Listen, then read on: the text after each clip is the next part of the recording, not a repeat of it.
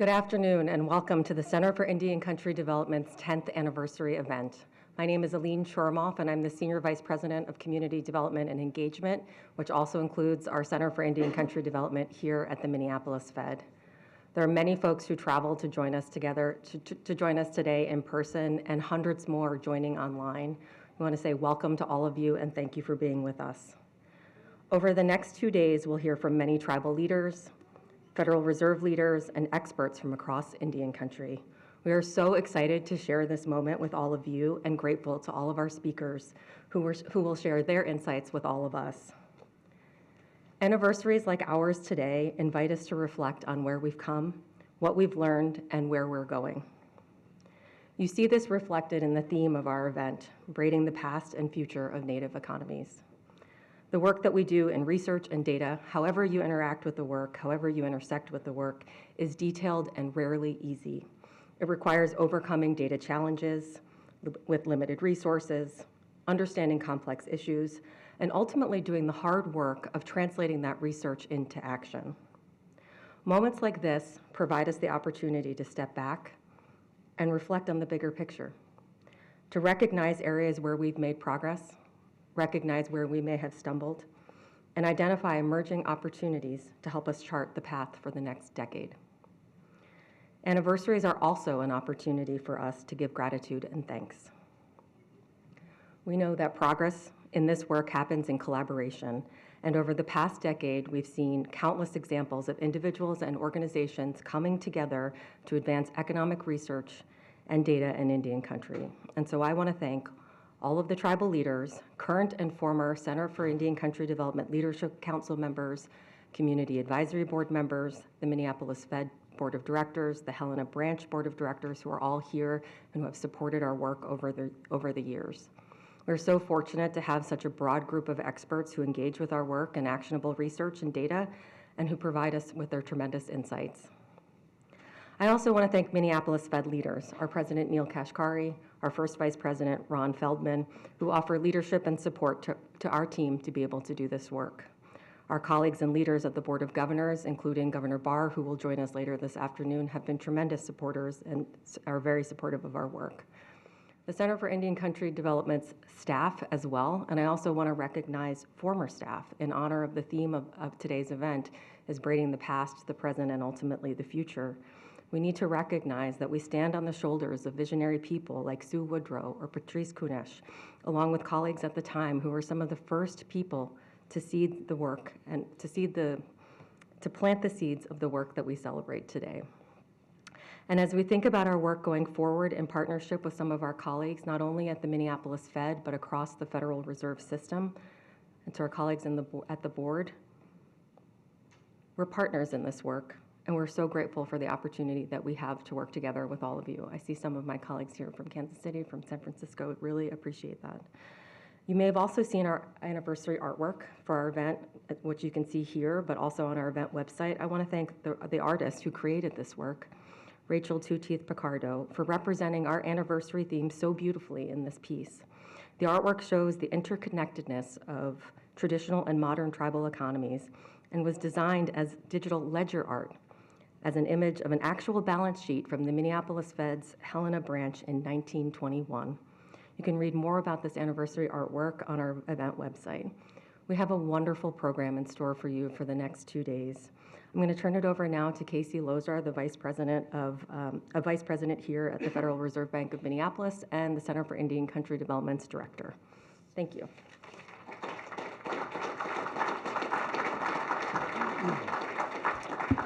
Well, thank you, Alene, and Hasquahout, Trumne Titiwit Skuliet Squest, Chenis Salish and Skolsam, Kulam Chimp Konahu. My name is Casey Lozar. I'm an enrolled member of the Confederated Salish and Kootenai Tribes in western Montana, and I have the honor and the privilege to be able to serve as the director of the Center for Indian Country Development. And I just want to welcome everybody to the Minneapolis Fed, all of you that are here in the room and the hundreds that are online for sharing with us this wonderful opportunity to reflect on 10 years of the Center for Indian Country Development. I'm just so grateful for the opportunity to not only celebrate, but to reflect and to look into the future with each one of you. You know, in Indian country, one of the most important things that we do when we come together in a gathering is to have an invocation or a blessing to remind us where we come from, who we come from, and to reorient ourselves to our why. And we are honored to have Reed Raymond here today to share a blessing with all of us. Reed is a member of the Rosebud Sioux tribe of South Dakota. And while he's here in his role as a community member, he's also a distinguished attorney.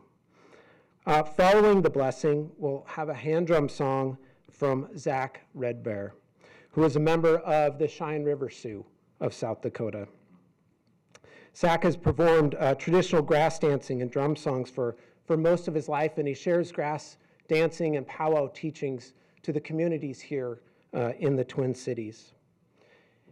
In Native culture, drums are a powerful way of honoring community and of connecting our past to not only our present, but to our future. And at this time, I'd like to invite you to turn your attention to both Reed and Zach, who will help ground our time together today. Hamatakwepi, Chante Washte Nape Chuzapilo. I'm Reed Raymond, and I was asked to do the prayer here today, and it's an honor and a privilege. And I was asked in a really good way by the staff here what they were doing. It's a momentous occasion, and we're on a tight schedule here. So normally when we have a prayer or a ceremony, we don't put a limitation on the time, but I'm aware of the schedule. So what I did was I got up early this morning at our home where we have a fireplace, and I lit it up and kept it going. And then just before I came over here, I said a lot of prayers at that time for the usual prayers that I say for the mourners, the sick ones, the members of the armed services. And because of the way things are, I also said a prayer for our nation. It's something I don't usually think about needing to do, but I did that. And so I'm going to be using the feather that came from my Kala, Jim Claremont, Washichi Washte. And when I was thinking about him and the feather, he passed away this year. He also gave me a cedar bag. And on that cedar bag, there's a Vikings logo. So I wanted to mention that to you. And I was glad the Fed has purple chairs. So I'm going to say a very few words. I'm going to thank the Creator once again, and then I'm going to ask that the anniversary turns out good, and then I'm going to pray for each one of you, and I'm going to keep it kind of short because we're on a schedule. And when I get done, I'm going to go over there and I'm going to fan off the picture. And then I'm going to fan off Zach and his drum, and he's going to sing a real nice song for us. Maybe more than one. No. So, but I just wanted to tell you that when I do this, I always ask people to join in with me, you know, because my Koa, he said, we all have to have take care of our spiritual lives. And so when I'm praying, if you want, you could pray along with me in your minds, or you could meditate, however you want to do it. And then also I wanted to recognize those of you that are older than I am and the members of our tribe. I'm just a common person. I just do what I've been taught. I'm not any kind of special person in any way. And I do appreciate our traditional people. They've been very generous with me. So you can remain seated. Aho, wakantanka, woplatanka chichelo. We chose on washte makuki wopa chichielo. Hotun kashla wakantanka petu kile washteo. Hotun kashla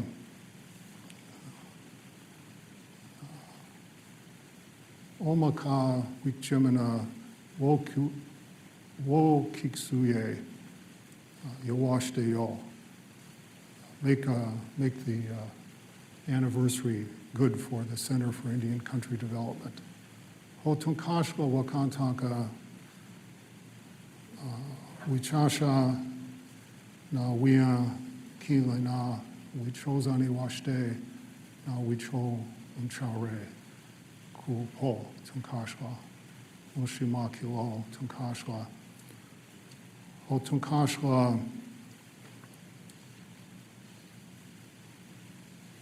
nie wakan tunkashla pahishina wichasha machiapi Oshimakilo, Pekte Kile, Haho Mitake Yase.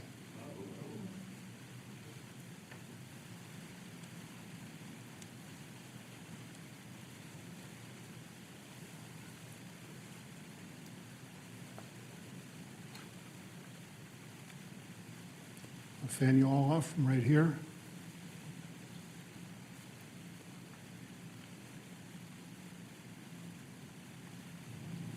Thank the staff too. Thank you very much. Okay. Aha mataki ape chante washte wa chuzi ape olo. Hello everybody. My name is Zach Red Bear. I'm a member of the Cheyenne River Sioux tribe. I'm also a grass dancer, and the song that I learned from the late Johnny Smith was my teacher and grandpa, and so I'm a member of the Red Lake Singers drum group around the Twin Cities here and up in Red Lake, Minnesota. I learned this song back then got the opportunities of singing on this drum group and being a student. This is the way that I learned this song, and there was many other songs that I learned that goes along with the grass dancing and all that. So here it goes. So.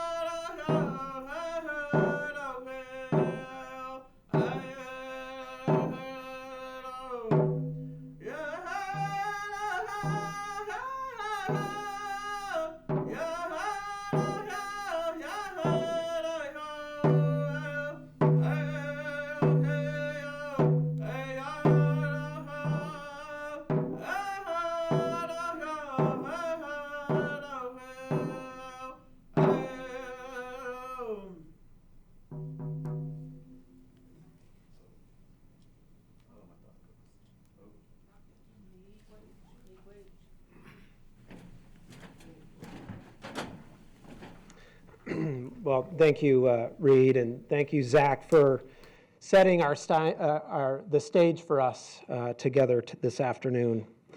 Now at this time, I'm pleased to introduce Neel Kashkari, the president of the Federal Reserve Bank of Minneapolis. Neel has been a strong champion of CICD's work and has made it a priority throughout his tenure to travel out into Indian country, to meet with tribal leaders, to sit down with tribal enterprise executives and community members all across Indian country. We're so incredibly fortunate to have his leadership. Neel. Thank you, Casey, and thank you all for joining us today here in person and online. I also wanted to say thanks to Casey and the CICD team for the outstanding work that they do every day. I've heard this over and over again. I've seen it firsthand, I've experienced it firsthand, but I've also seen it from people across our region and across the country. I remember we had a visitor, who I'm not going to name, a federal policymaker who came through here who said, I don't understand how you're able to do this great work in Indian country. We've been trying to do it, his organization had been trying to do it for a long time and really wasn't able to make progress. And I said, it's the people. It's the people that we have and the trusted partnerships that they've built over a long period of time with tribes in our region and around the country. So just thanks to Casey and the team that we have on CICD for that. The Center for Indian Country Development is what we consider to be a flagship research institute at the Federal Reserve Bank of Minneapolis, and our 10th anniversary is an important milestone. Our mission at the Minneapolis Fed, you can see it outside in the hallway, is to pursue a growing economy and a stable financial system that work for all of us. And we can't do that without thriving native economies. It goes back, why are we doing this? It goes back, Congress created the Federal Reserve System. They gave us our goals. One of our assignments is maximum employment.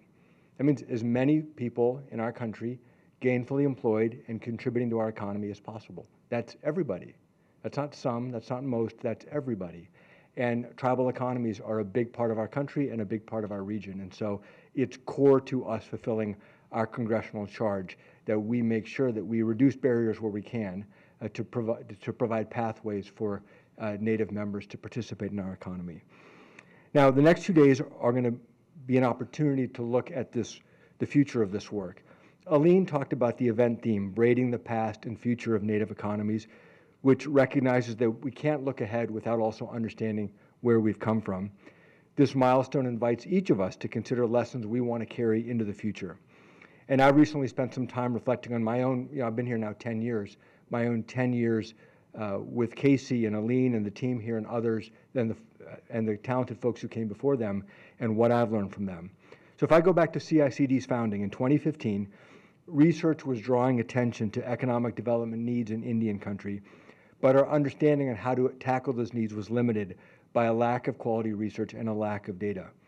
CICD's founders saw an opportunity. My predecessor, former Minneapolis Fed President Narayana Kocherlakota, recognized that we were in a unique position as a trusted research institution to do pioneering work here, especially because we had a history of working with tribal nations. The vision for the center was one that was national in scope, but that would serve as a resource to decision makers here in Minnesota, here in our region, and also nationally. CICD's founders also understood something else that was important. The relevance would depend on the extent that its work was in partnership with tribal nations, not simply done in a research center, but done jointly with tribal nations around the region and around the country. So early on, we established an advisory board of regional and national experts. This leadership council remains a defining characteristic of CICD. Many of the members of that have been participating for years on that research council, and that has helped us to focus our energy on the most important questions, like muting your phone. The most important, I'm going to mute the other one too, by the way. Right? The other one was already muted. That's interesting, it was muted. That's curious.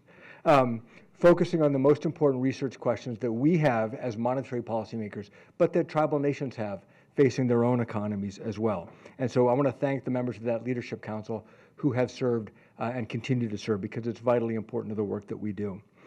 Over time, our research topics and focus have evolved. The early founders, Sue Woodrow, Dick Todd, I see Dick here today. Hi Dick, haven't seen you in a long time. Patrice Kunesh, advance information and resources on important topics such as home ownership in Indian country, business environment on reservations, and early childhood development. One of these resources that they developed, the Tribal Leaders Handbook on Home Ownership, remains one of the most visited resources on our website today. During these early years, CICD leaders and staff set the standard for high-quality, objective research that has become the hallmark for the work that we do in CICD. Over time, we learned about the economic pillars of tribal economies and the ways that tribes are diversifying their economies. We learned about gaps in access to capital and credit in Native communities and how those gaps ultimately influenced tribal outcomes. CICD's research also increased the understanding of Indian country's relationship to the broader economy, documenting the impact of tribal economies on their own tribes, but also on their regions. I'll give you an example. When I first went to, I think it was one of my first visits to Montana in 2016, I did a roundtable of business leaders who said, it's a historic worker shortage, we can't find workers. The next meeting I did, 30 minutes later, was of tribal leaders saying, our members can't find jobs. And I was just struck by that. It's like, 2 meetings back to back with 2 very different experiences. What are the barriers that are keeping those connections from being made? I hope that we're able to help provide, at least identify those barriers and hopefully reduce some of them.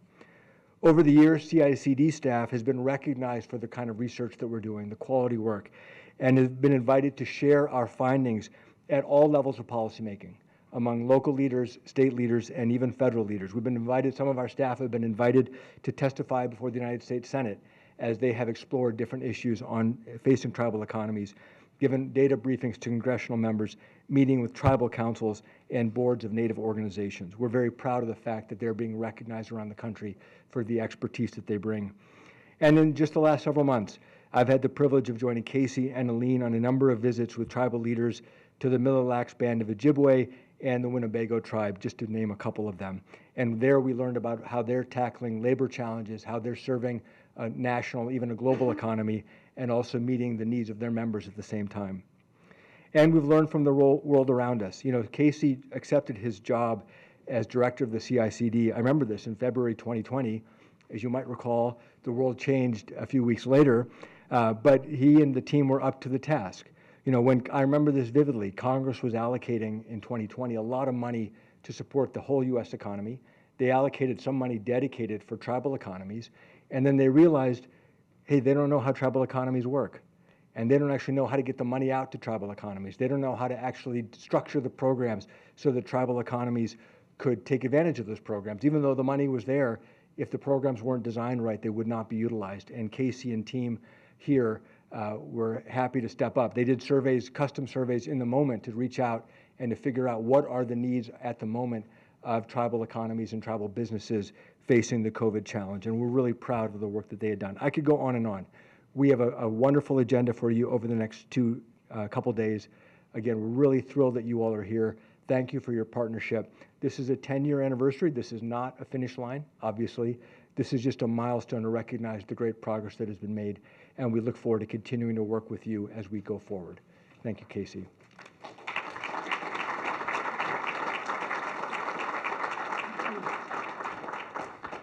Well, thank you, Neel. And again, it's a profound honor to be together with all of you.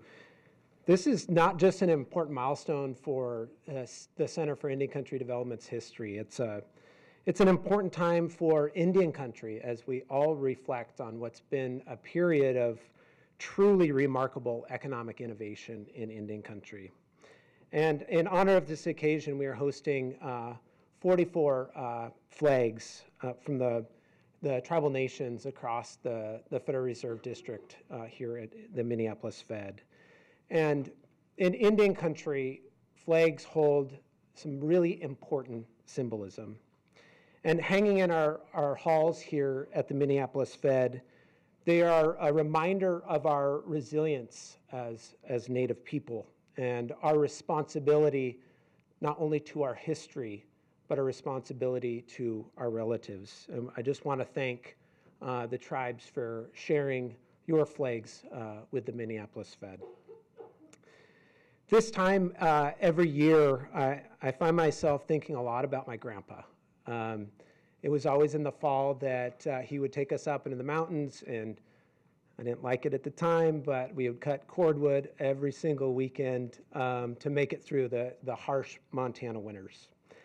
And he passed away a few years ago, and I've been thinking about an experience that I had going through his papers right after he took his journey. See, my grandpa was a patriarch in a large Native family, extended family on the Flathead Indian Reservation where I grew up. And my whole life, I revered my grandpa. He was he had a successful career as a government official in the Bureau of Indian Affairs. He was well respected in our communities, and he was one of the happiest people I've ever met. He truly embodied a good life lived. In his papers, he had saved a copy of a letter that he wrote decades earlier in the early 1950s to the BIA headquarters in Washington, D.C. And at the time, he was serving in the field office at the Umatilla Reservation in Oregon. And he wrote this letter in response to a job offer he got for a leadership position at the BIA in Washington, D.C. And this was a big deal for him. He grew up with limited access to formal education, with limited access to career prospects in our community. But in this letter, my grandpa turned down the job. And he wrote, and I'll quote from the letter, "In all fairness to my supervisors and the Indian people, I believe that at least another year of field experience will better qualify me for the position mentioned in the telegram. I accepted this job at the Umatilla Reservation without an increase in pay to gain experience of all types, which will prepare me for better service as well as sound judgment to serve the Indian people. For this reason, I believe the experience gained while at Umatilla will be a great asset to all concerned." A great asset to all concerned. See, he did this because he understood how his work on a daily basis served issues much larger than himself. And he understood how his day-to-day work served future generations. So I share this story because I think his words apply to the work that we all do here at the Center for Indian Country Development and the work that all of you do in your own ways to advance the economic prosperity for Indian country. You know, this work is often quiet. It takes time. It takes a million small actions by individuals both inside and outside of Indian country. It advances issues much larger than what's on our own plates. But one study, one data set, one evidence-based decision at a time, it serves future generations. See, we're all here because we care about the future of Indian country and about Indian country's contribution to the broader economy. So whether you're a tribal leader or a practitioner, a policymaker, a researcher, we are all contributing in our own best possible way. And this really gives me great hope for the future. However complex and challenging the economic conditions or the economic questions of the future may be, I know that collectively, all of us here will continue to be a great asset to all concerned, as my grandpa would say. And I'd like to just highlight a few examples of how I'm already seeing this taking shape all across Indian country. One example is how tribes are really seizing technological innovations to advance their collection and data use in Indian country. In a recent CICD article, we shared the story of how the Red Cliff Band of Lake Superior, Chippewa is leveraging technology for their own tribal census.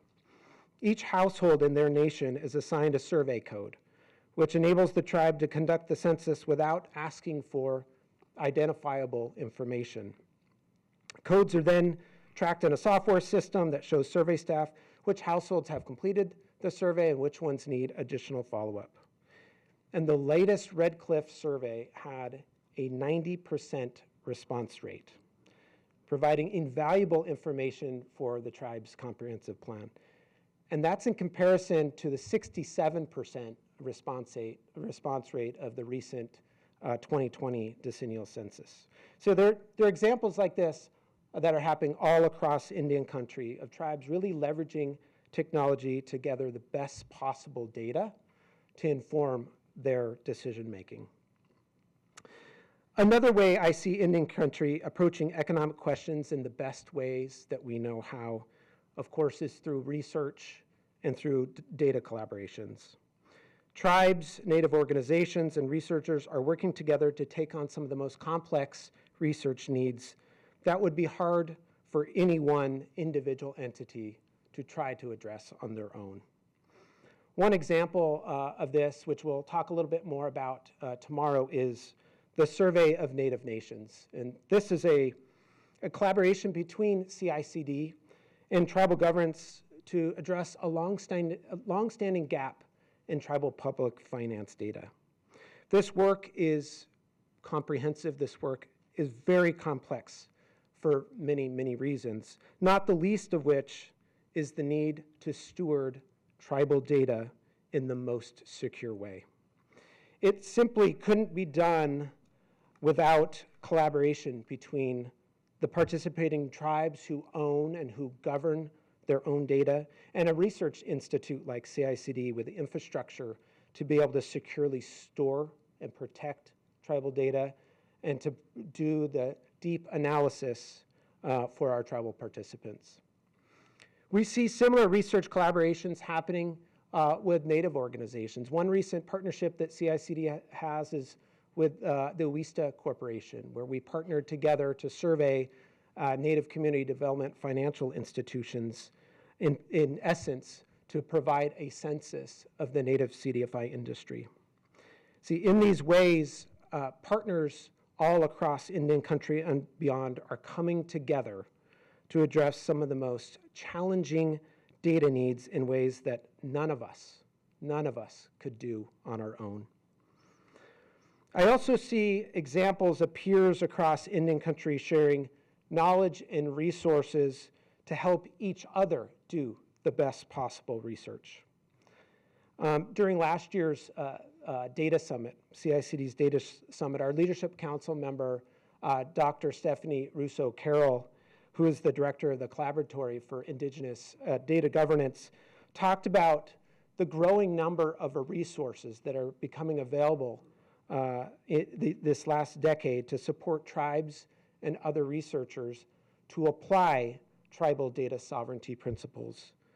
Resources such as the CARE principles are making it easier for everyone to apply these best practices and ensure that research in Indian country is being conducted in a good way, which at times in our history it hasn't. In the same spirit, CICD has published our own principles for research and data use as a way of making them available and transparent to the public and to future Indian country collaborators. I've also heard of many examples of tribes offering to share information about how they conduct their own data collections with other tribes who are looking to do the same. And a number of tribal leaders have shared their tribal census work and their tribal census experiences here at our annual data summit.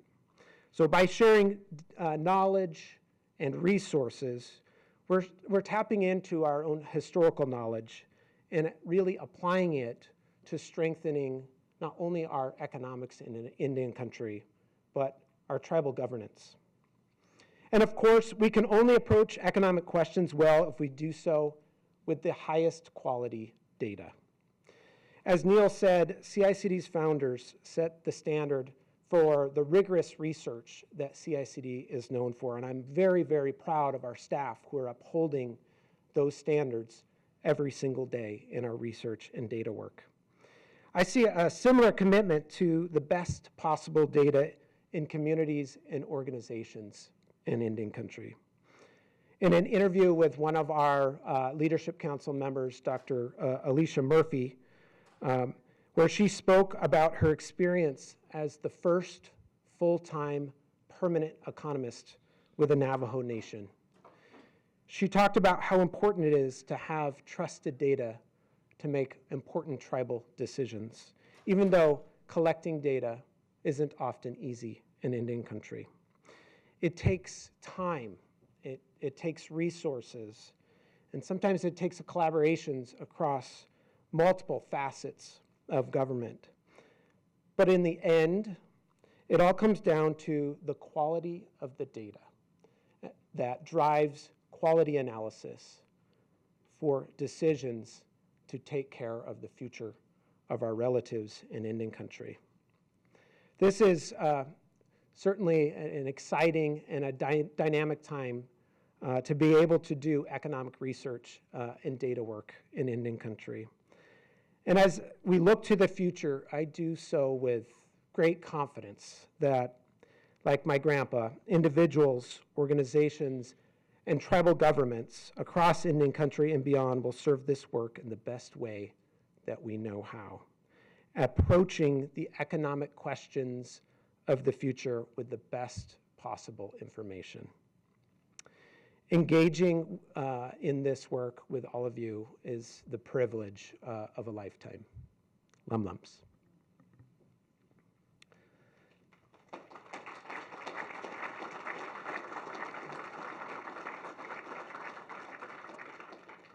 Now I am excited to bring Alene back up to the stage to introduce our first panel of the day.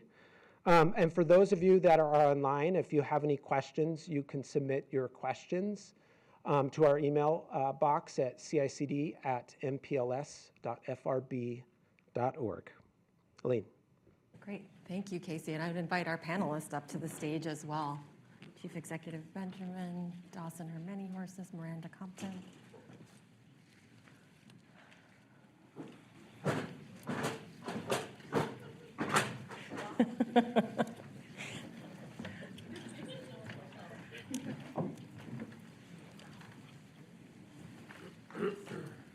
Excellent. Well, thank you all for being on our first panel this afternoon.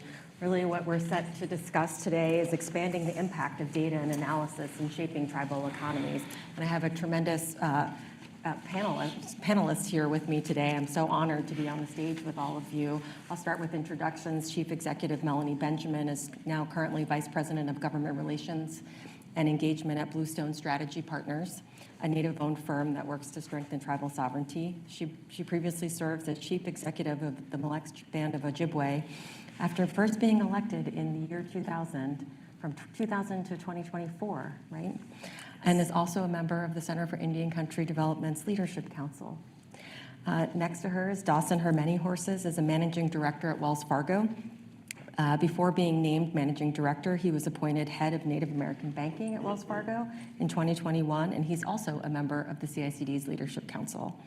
Miranda Compton, last but not least, is the founder and president of Lepway Inc., a strategic consulting firm that helps tribal nations and their partners navigate considerations with developing permitting and managing projects in Indian country. I like to describe this kind of at the intersection of legal but also implementation in bringing partners together.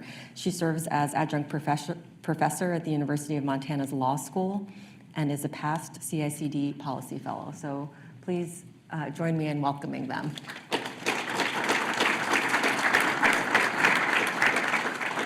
We started out today talking about, from a research perspective, we're always looking for accurate, relevant, and impartial data to support our understanding of the economy and ultimately shaping our understanding of what's happening in communities across the country. And for many years, we have heard Indian country leaders talking to us about their data needs, about the availability, accessibility, reliability of data, how it's held, how it's treated. We also really want to look at this from a user standpoint. As I think about the three of you on this stage, somebody with deep expertise in tribal government leadership, from somebody from financial services, somebody who's at the intersection of community and government and implementation, I want to ask my first question to Chief Executive Benjamin. All of us use data in all of our daily lives. Given your extensive experience at the Mille Band of Ojibwe, can you tell us how you see tribal citizens and practitioners like tribal governments currently using data, and if you think that they could benefit from other types of data? Thank you. To start with answering the question, I think that when we look at that whole concept of data, one of our strongest and first type of documents is our treaties.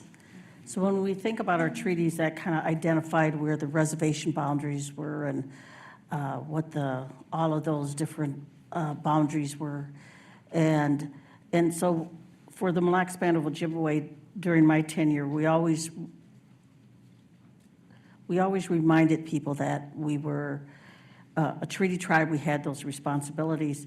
And then as we move into like the day-to-day responsibilities of tribal governance, that we're going to be dealing with a lot of people. And of course, that is the general council or the tribal membership that, number one, should always have that information first.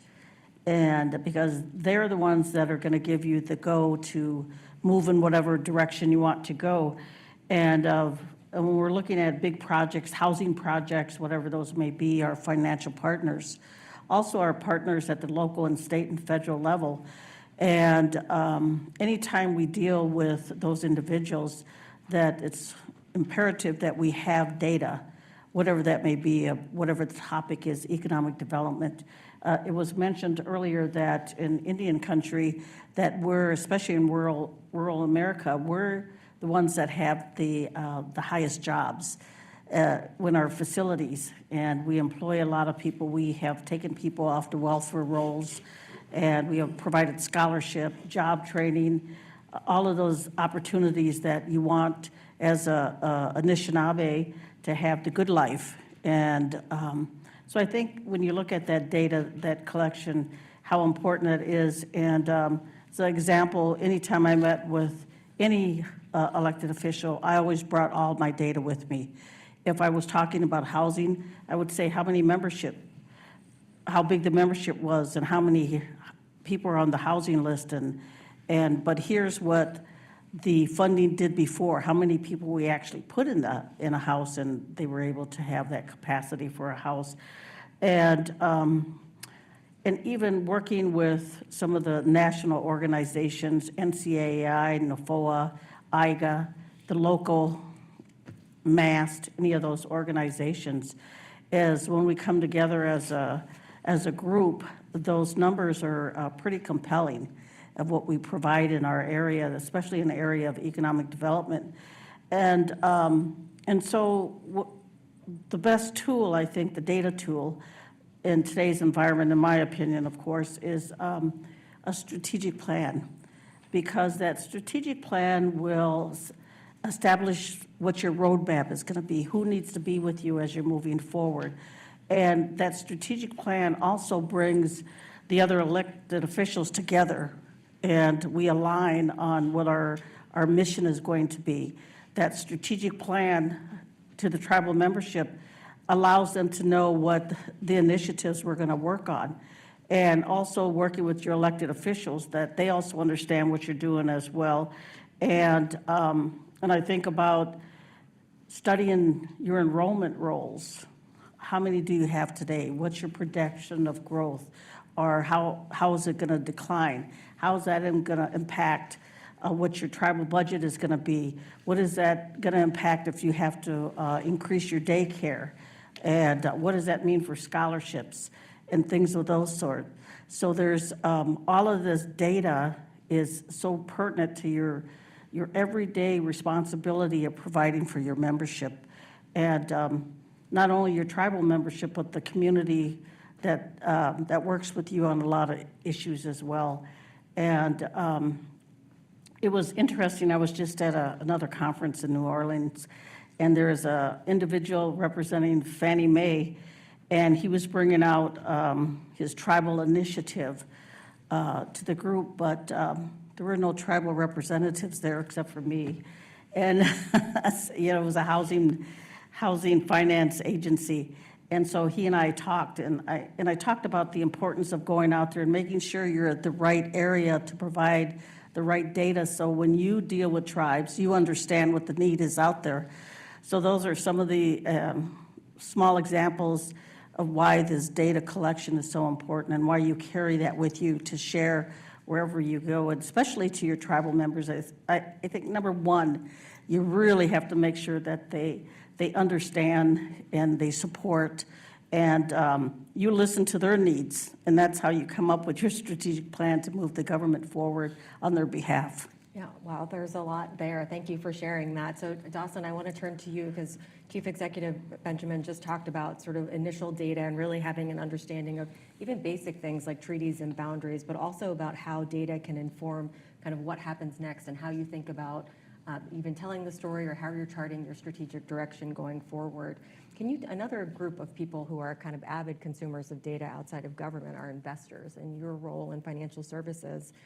Can you tell us a little bit about what sort of data investors rely on when you're looking in your work? What kind of information are you looking for? Great, thank you so much, Alene, and it's great to be here. This might be the first panel that I've been on with someone from the Fed where we haven't got the disclaimer. Maybe I should have provided a disclaimer. There's still time. So it's great to be here. I think corporations and investors, as some of you know, use data to make decisions about where to allocate resources, right? Where do you want to put people? Where do you want to open up a branch? Things like that. And so data is really important for a business plan, right? And I think, when we think about Indian country, when we think about sort of the capital needs in Indian country, I think one of the things that's been very apparent to me as someone who's worked in financial services in Indian country for over 20 years is that, we don't just need funding in Indian country, right? We need capital, right? And to get capital, we need data, right? We need to show where the opportunities are in Indian country, because all of us who work with tribes, whether you're an elected tribal leader or you're providing a service to a tribe, we all know tribes are significant contributors to their local economies, right? And so I think we need that data to kind of show the people who aren't as familiar with us and who have capital that Indian country is a great place to invest in, right? And I think one good example of data that's being used right now by a lot of different types of organization is the data that's published by the National Indian Gaming Commission, right? Every year they publish their gross gaming revenues. I think it came out back in July. Tribally owned casinos generate almost $44 billion in revenue, right? And the most recent period they collected that data. And as a former gaming banker, I can tell you that, our team used that data to allocate as a part of our business plan when we asked for a piece of, my former employer's balance sheet, right, to finance tribal casino projects, right? And so that's data that the entire casino industry looks at and follows, right? And if you look at that data, you see growth, right? It's been growing consistently over, all the periods that NIGC has been collecting, that information. I mean, if you go back, you can actually see it's kind of maturing a little bit, right? But it's a powerful story, right? And that's the thing about data. Data is so powerful, right? When you compare sort of the gaming revenue that tribes contribute to the domestic casino, overall domestic casino revenue, it's almost 40%, right? Which is pretty incredible, right? And I live in Las Vegas. We're having more tribes come into Las Vegas. If you drive down the strip, you'll see the Guitar Tower Hotel going up. That's being built by the Seminole Tribe of Florida, right next to the old Mirage property, right? So tribes are playing a huge role in our economy, right? And if we think about like other data that we could include, right, and other things that just to go beyond casinos, because there's a lot of other needs in any country besides gaming. I think if we think about other data, we'd want that data to look like the NIGC data, right? It should be national in scope, right? So we see the overall picture of opportunity in any country. It should be respectful of an individual tribe's confidentiality and tribal sovereignty, right?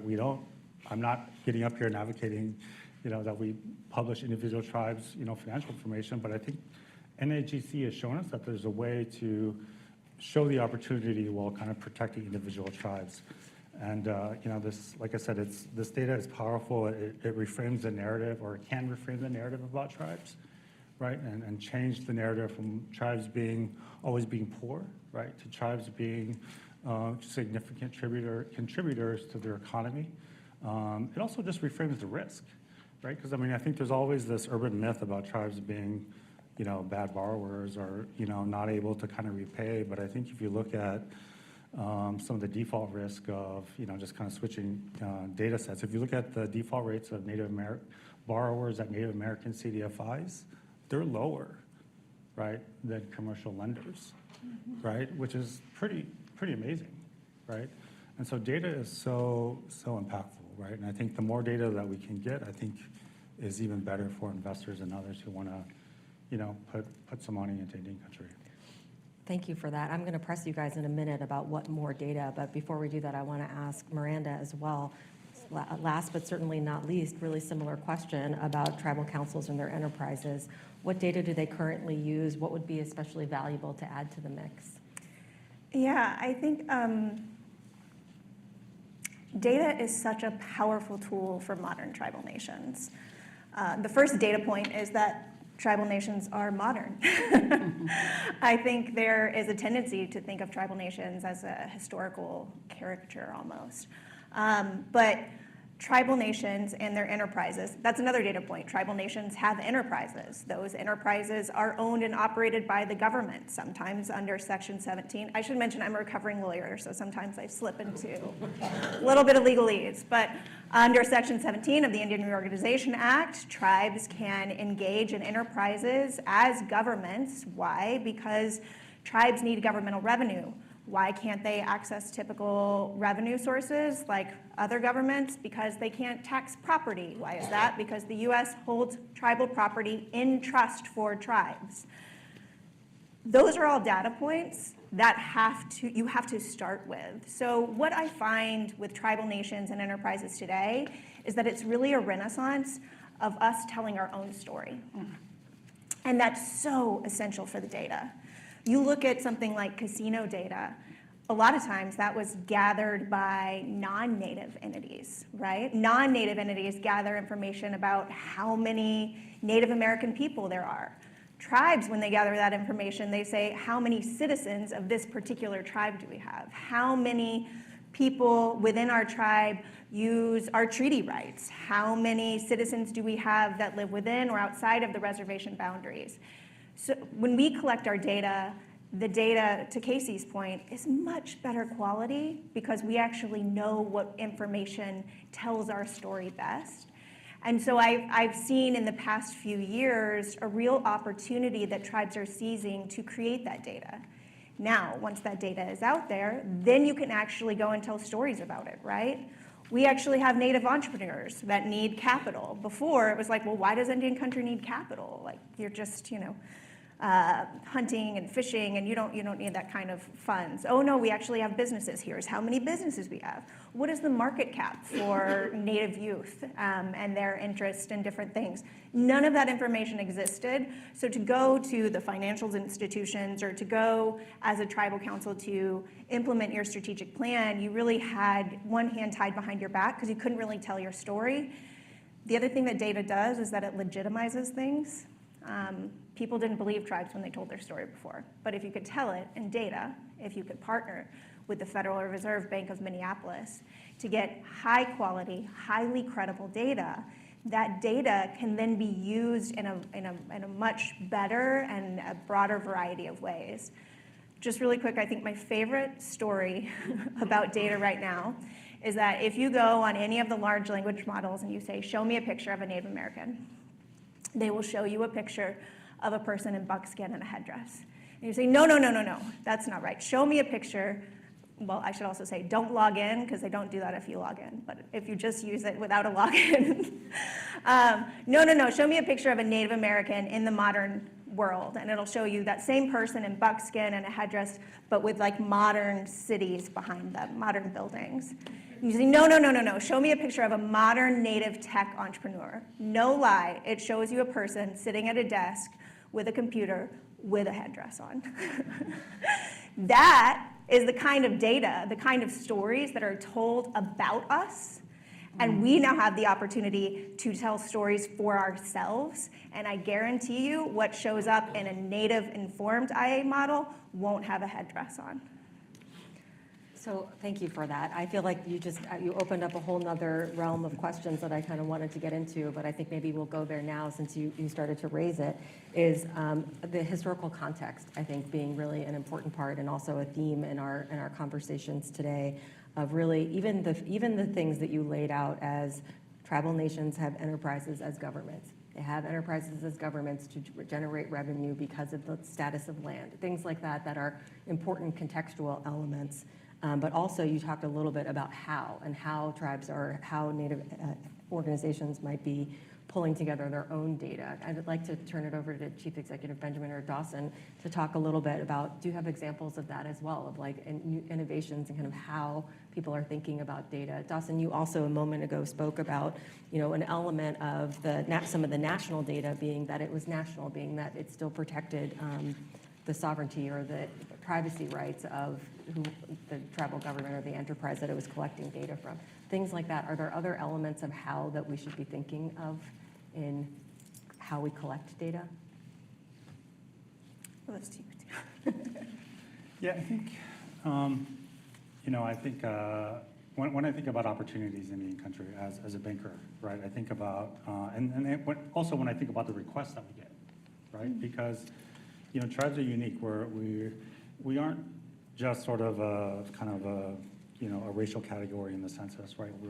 We have a political status. When we show up in the census, we have a political status, and within a bank, especially large banks, we tend to allocate capital based on industries, right? But tribes aren't really an industry, right? And when we think about sort of a government that owns businesses, right, you can't really put a tribe in a box. You can't put a tribe in a credit box, right? Because we're a government, and if you put a tribe on a government banking team, most other state and local governments don't have casinos, they don't have government contracting firms, right? They don't have, private equity or real estate, oil and gas, right? So they don't fit in that box, but they don't quite fit in a casino box, they don't quite fit into a government contracting box. And so to the extent that, we can get more data about some of these other industries that tribes are involved in, I think it makes it easier for, the people who have capital to understand how do they want to allocate the capital they have, right? Because a lot of investors, with large amounts of money will say, I want X amount to go into this fixed income security, and I want, this amount to go into this type of investment. And so to the extent that we can get more data about, the types of industries tribes are in, I think the better we are able to kind of match capital with the needs of Indian country. So I'll use housing as an example. And Mille Lacs is 100 miles north, very rural, not a lot of housing stock. We have businesses that we need employees in. And so, of course, you have tribal housing, but non-Indians aren't allowed into that tribal housing. So looking at, and so I'm looking out in the audience and I see the experts that are here from Mille Lacs that did some of those projects. But how do we get the state of Minnesota to be a partner with us when we're trying to advance our housing and open it up for our workforce? And so just the data of where the people are traveling from. Many people come from Minneapolis and they drive up to Mille Lacs to work, or Brainerd or St. Cloud or wherever that would be. And how big is their family size that you need for the kind of housing, and compiling all that data that showed our partner, the state of Minnesota, that there is a huge need and the impact that will have on these individuals. It saves time, of course, simple things like saving the time to get to work and back to work, that now they're able to spend more time with their family. They're happier, so they're better at work for that types of things. So just that simple thing of finding out what that individual is all about and putting that in that data bucket to share with others, and the financing is very compelling. And that's what the finance folks, the government folks, whoever they need, that's what they need to know to support you and be a partner, to make things better for people in the region and for the reservation and those non-Indian partners and employees as well.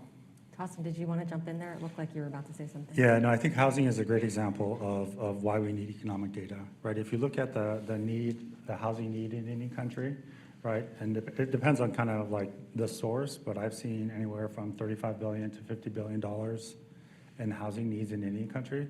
Like that's more than like a Wells Fargo or a Bank of America can provide, right?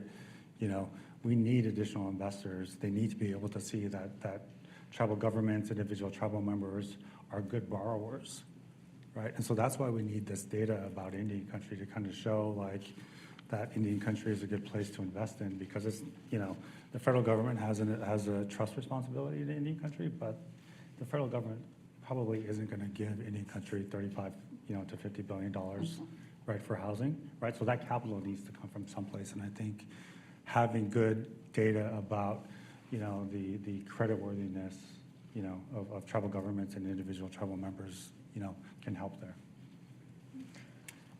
So I kind of want to push a little bit on that idea of just in terms of like promoting additional capital investment. Are there, especially Dawson, maybe in your space, and Miranda, just thinking about questions that you've gotten that you would like, myths that you would like to dispel about kind of investing in Indian country?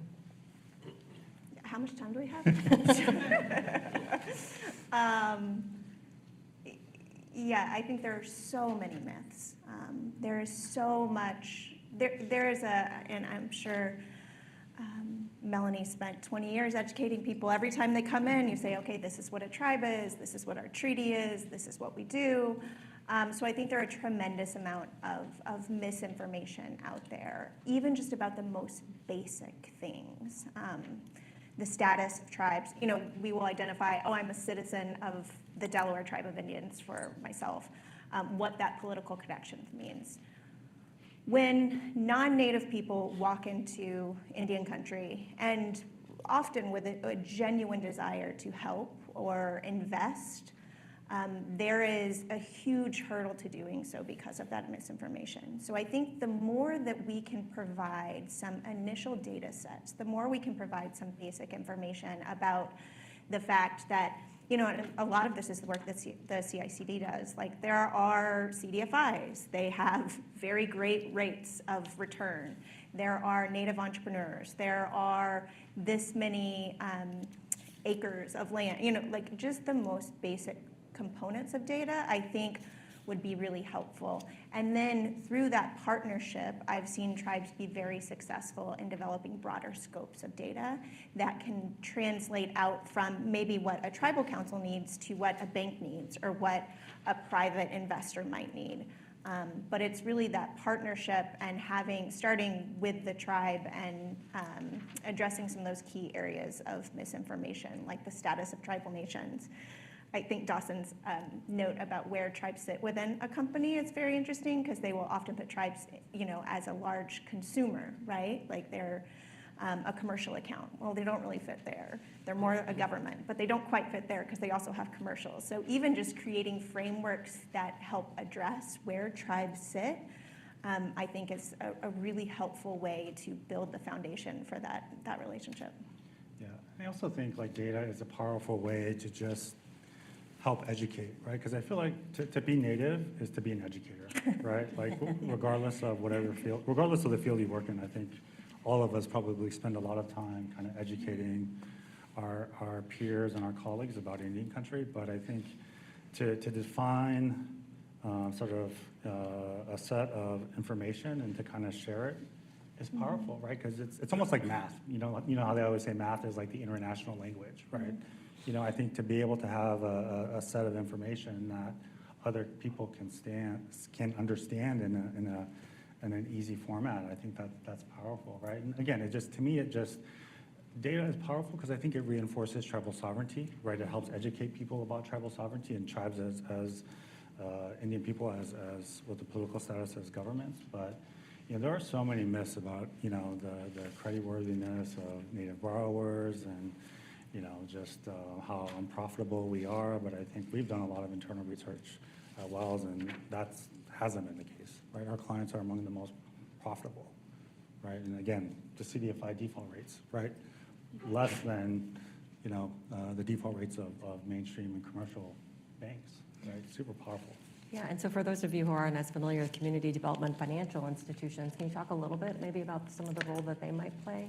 So CDFIs, I think, were formed, so I'm not a policy person, but I believe they were formed in the 90s, right? And many CDFIs are located in areas where a lot of mainstream financial institutions aren't able to or don't kind of have branches anymore, and they're fulfilling a lot of, kind of the functions that banks used to, right, in a lot of areas. And they've advanced to the point that there's like some pretty incredible and powerful CDFIs, out there. I was just here in Minneapolis last week at the ACES conference, talking to folks from Keepton, which is a native CDFI that focuses on lending to Native American farmers. Right? They started in South Dakota and they expanded nationally, and they're doing an incredible amount of work. And they have a loan portfolio of almost like $40 million. Right? Super, super powerful, and doing such important work. So some of that, so I'm switching gears a little bit to talk about some of our survey efforts. I think a particularly interesting facet of CICD's past work has been on the survey piece that Neel talked about a minute ago. Some examples of some of that past work include those pandemic surveys of tribal enterprises. We also have, to Amy Dawson's earlier point, amassed, this isn't supposed to be an advertisement for CICD's work, but a little bit to have a better understanding of all of those tribal enterprises and tribally owned enterprises and what fields they're in, what industries they're in, because it's far more diverse than many people might think. And now we have the survey of Native nations. What can I ask you guys for your opinion? What should CICD and other research institutes be prioritizing as they conduct surveys? As we think about the creation of kind of bespoke new data sources, what types of questions and who should we be asking? Who should we talk to? What are some of the things that you feel like would help to shape a deeper understanding of economic opportunity and economic prosperity? And as you guys are thinking about the answer to that question, I'll open it up. There are note cards in your folders. If you do have a question that you'd like to ask, feel free to write it down and somebody will collect it. And then I think Casey gave a shout out earlier for folks online. If you'd like to ask a question, we're collecting those as well. I think the best place to go for what information and data Indian country needs is Indian country. I think, to Dawson's point, data is one of our sharpest and best tools to protect modern tribal sovereignty. And so starting with the sovereigns themselves, starting with tribal nations, we've heard some good examples. Oh, you want to put up a new hotel tower at your casino? What data do you need? Kind of working backwards. Oh, you want to develop better housing? What data do you need? Do you need data about certain economic ventures? Because whenever we go to non-native financial institutions or even the Hill or, where federal policy is made, which impacts all of Indian country, we often don't have those basic data tools that we need to support that effort, to guide that effort. In my practice, what I see a lot of is the modernization of tribal economies. And I do think CICD is doing a lot of that work already, but I know some of the most brilliant entrepreneurs in Indian country. I know some of the most incredible tribal nation businesses that are offering work in data, offering work in services online. That kind of functionality didn't really exist in tribal economies, I would say, 15, 20 years ago, but is an ever-growing area, particularly because so many tribes are rural. Online and digital services are really key. So I think to focus on what data Indian country needs, we need to think and hear from Indian country where they want to be in 10 years and work back from there.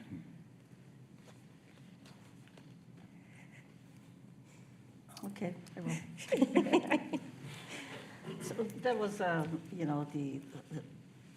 the only answer you could really have for this question when you think about it. And it is, I mentioned I was at another conference, and of course they were talking about Indian issues, and so I'm the only Indian in the whole place.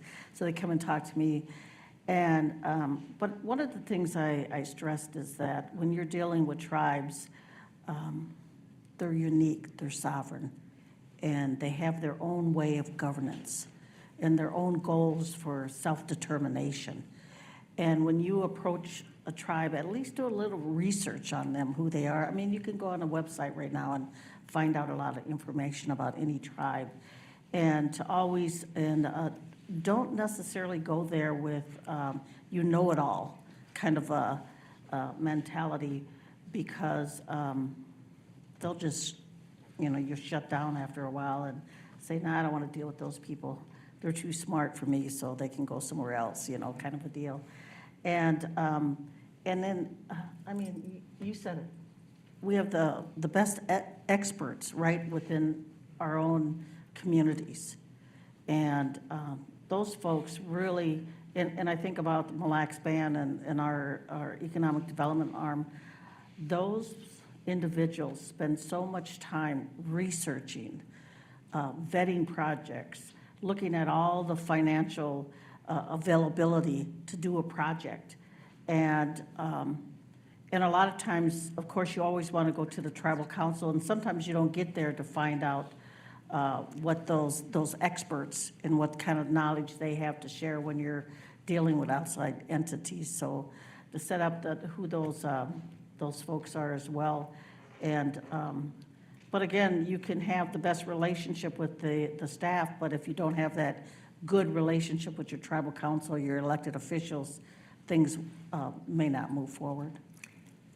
Oh, Miranda. I just want to jump in because I think you make two really important points. The first being that tribes are political entities and they are not all the same. So just like you wouldn't expect California and North Dakota to address a single problem the same way, we have our Californias and our North Dakotas, or probably more appropriately, we have our Spains and our Germanys, even though they're all a part of the EU. And subject to EU law. We're all subject to federal Indian law, but we have different governmental ethos, structures, and priorities. So that's going to really differ with each tribe you work with. And I just think that's such an important point for folks that are coming in. The other thing that you mentioned is that you always have someone coming in. Deal flow is not an issue in Indian country. If you sit on a tribal council, there is someone there every month telling you that they have the thing that is going to change your tribe for the rest of time. It's the best thing. Deal flow is not, it is like Shark Tank sitting on a tribal council half the time. You always have someone coming in. The difference is that you sometimes don't have the data to be able to identify really what is a good investment, and you have a limited amount of time and money. So how do you prioritize these life-changing potential options that are walking in the door? And so when folks approach tribal councils, you really, have to be focused on the long term with a political entity, which everyone in the U.S. knows that political entities can be a little crazy sometimes. So you're going to have to be mindful of that, but you're going to have to really put that effort in, like you said, to work with the staff, to work with the council, and to develop that relationship over time. Alene, I agree with both of the comment around just going to Indian country and asking tribal leaders.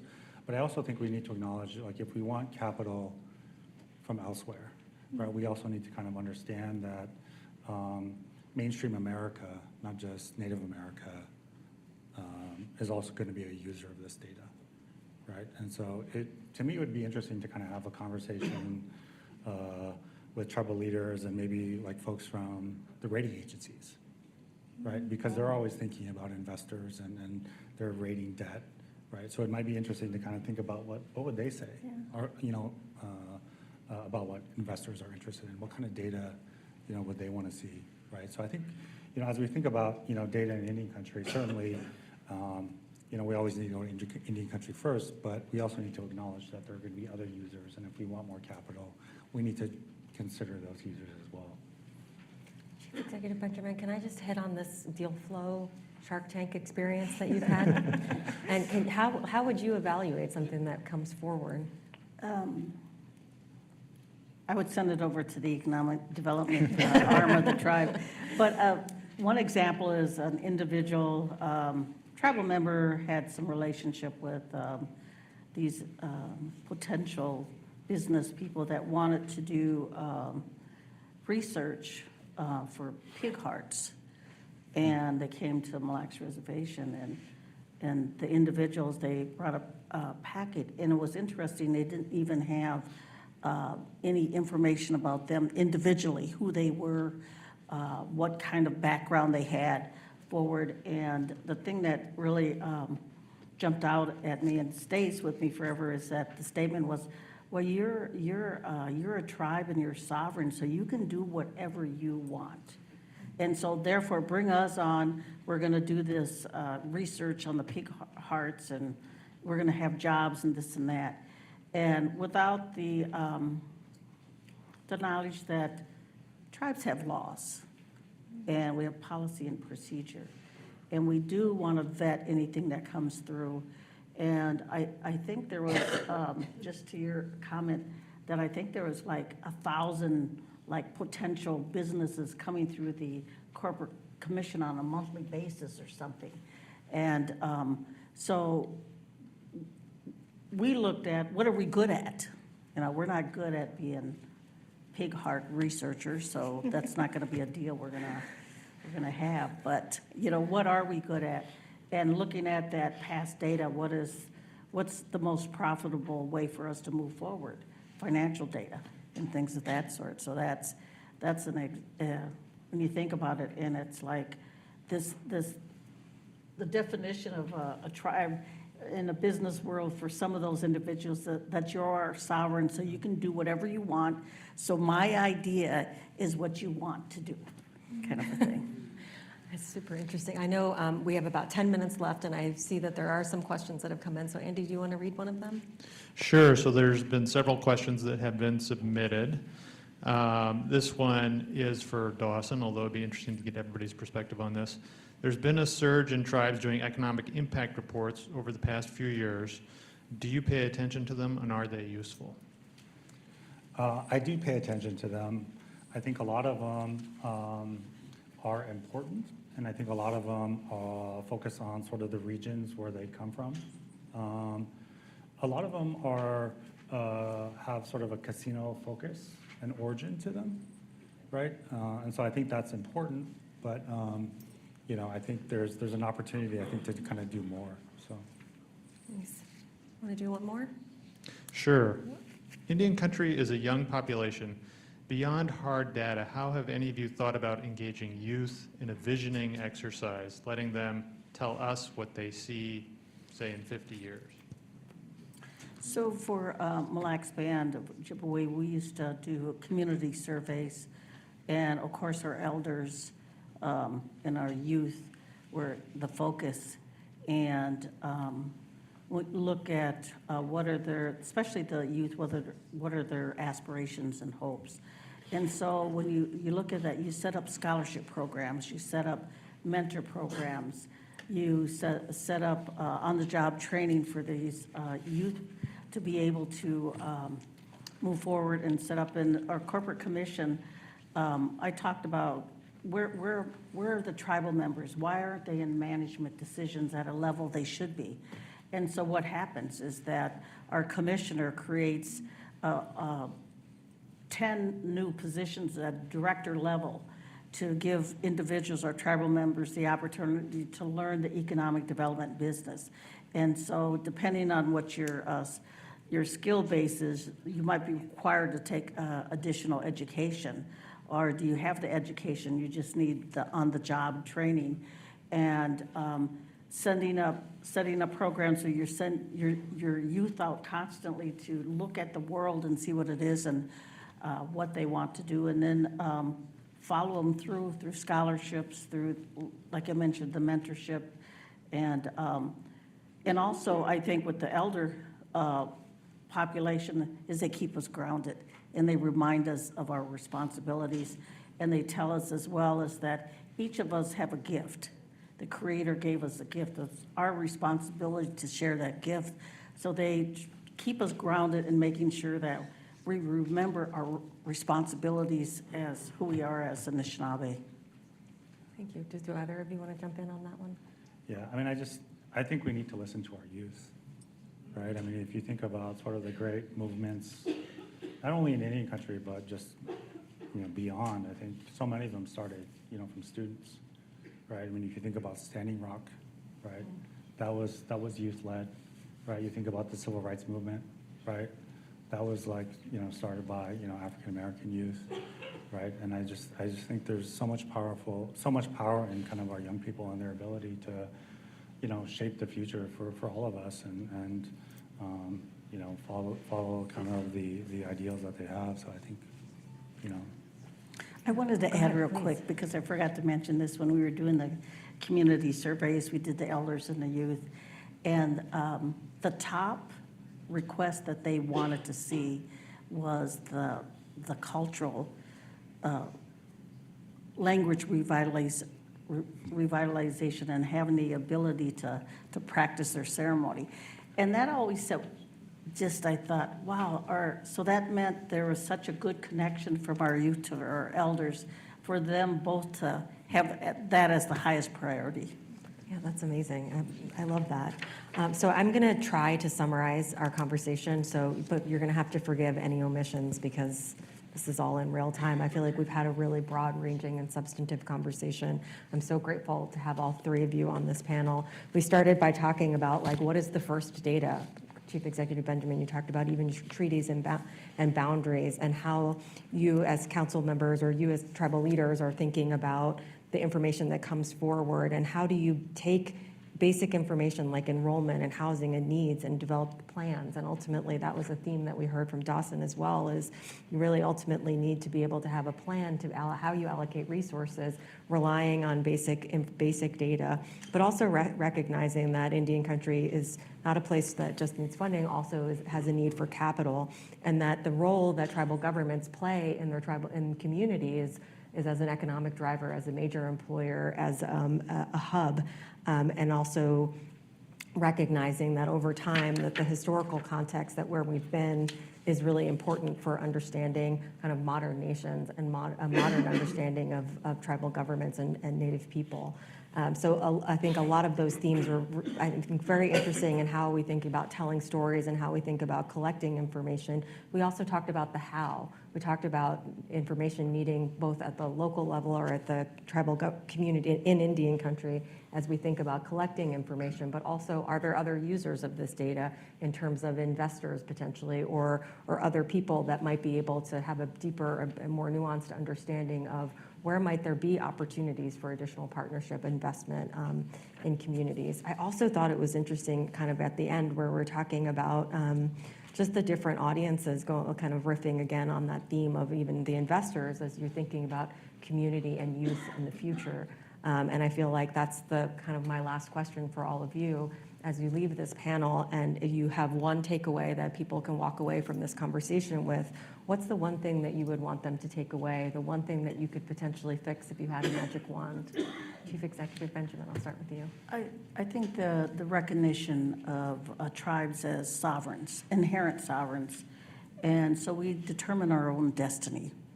And we do and want partners because when we're successful, everybody is successful. And I think it always behooved me to see the local counties fighting us on our governance issues when the county people work for us, when we provide a good living, salaries for them and health insurance and scholarship opportunity.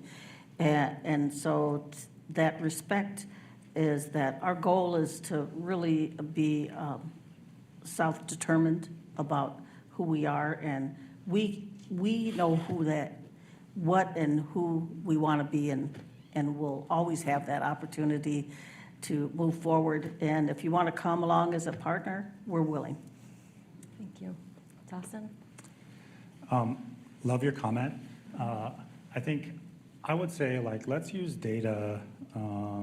Let's use data to kind of reframe the storytelling about our communities, right? And let's reframe it and move it from sort of the poverty narrative to one of tribes as being, tribal communities, Indian country being, significant, economic operators in the communities, where they're located.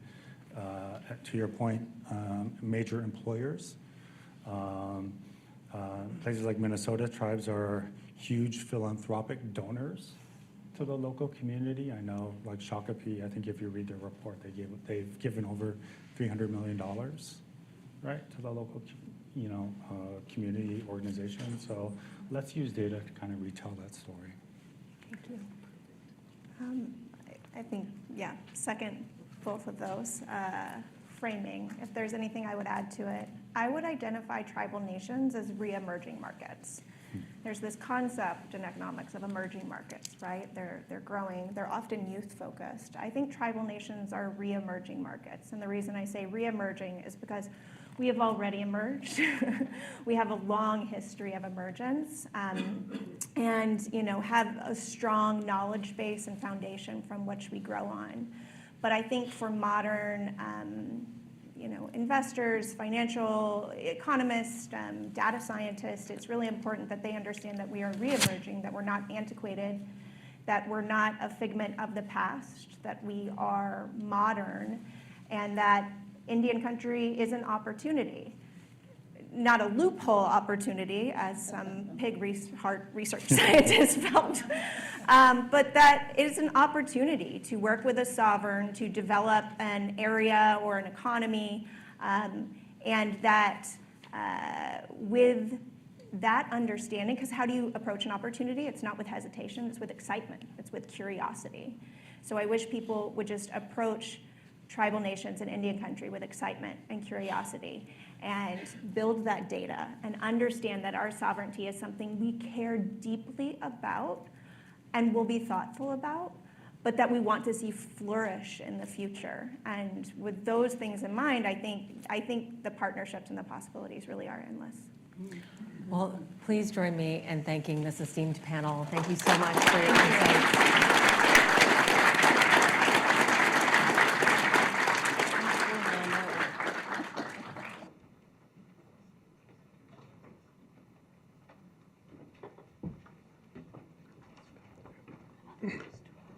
What a wonderful panel. Just wanted to reflect on Dawson's point. To be Native is to be an educator. And to be able to educate, I think in the modern day, we need to have high quality data to do that well. So incredible discussion. At this time, it's my honor to introduce a fireside chat between Minneapolis Fed President Neel Kashkari and United States Senator Tina Smith from here in Minnesota for a conversations from the Capitol discussions. We are just incredibly grateful to Senator Smith for taking time from her schedule in Washington, D.C. to be a part of this event, and we all have the opportunity to watch it on the big screen. Good afternoon. It is an honor to have with us today a distinguished public servant whose commitment to Indian country has been unwavering throughout her career. U.S. Senator from Minnesota Tina Smith has long been a strong advocate for tribal sovereignty, for self-determination for tribes, and for the federal government's trust responsibilities to Native nations. Senator Smith has worked across the aisle on a wide range of issues critical to tribal communities. Throughout her service, she has emphasized that tribes themselves know how best to advance their own economic development.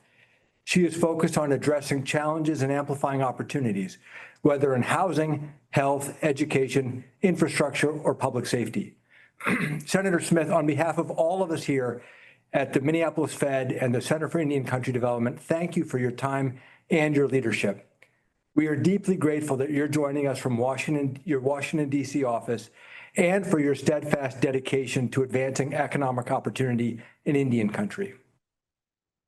Well, Neel, thank you so much.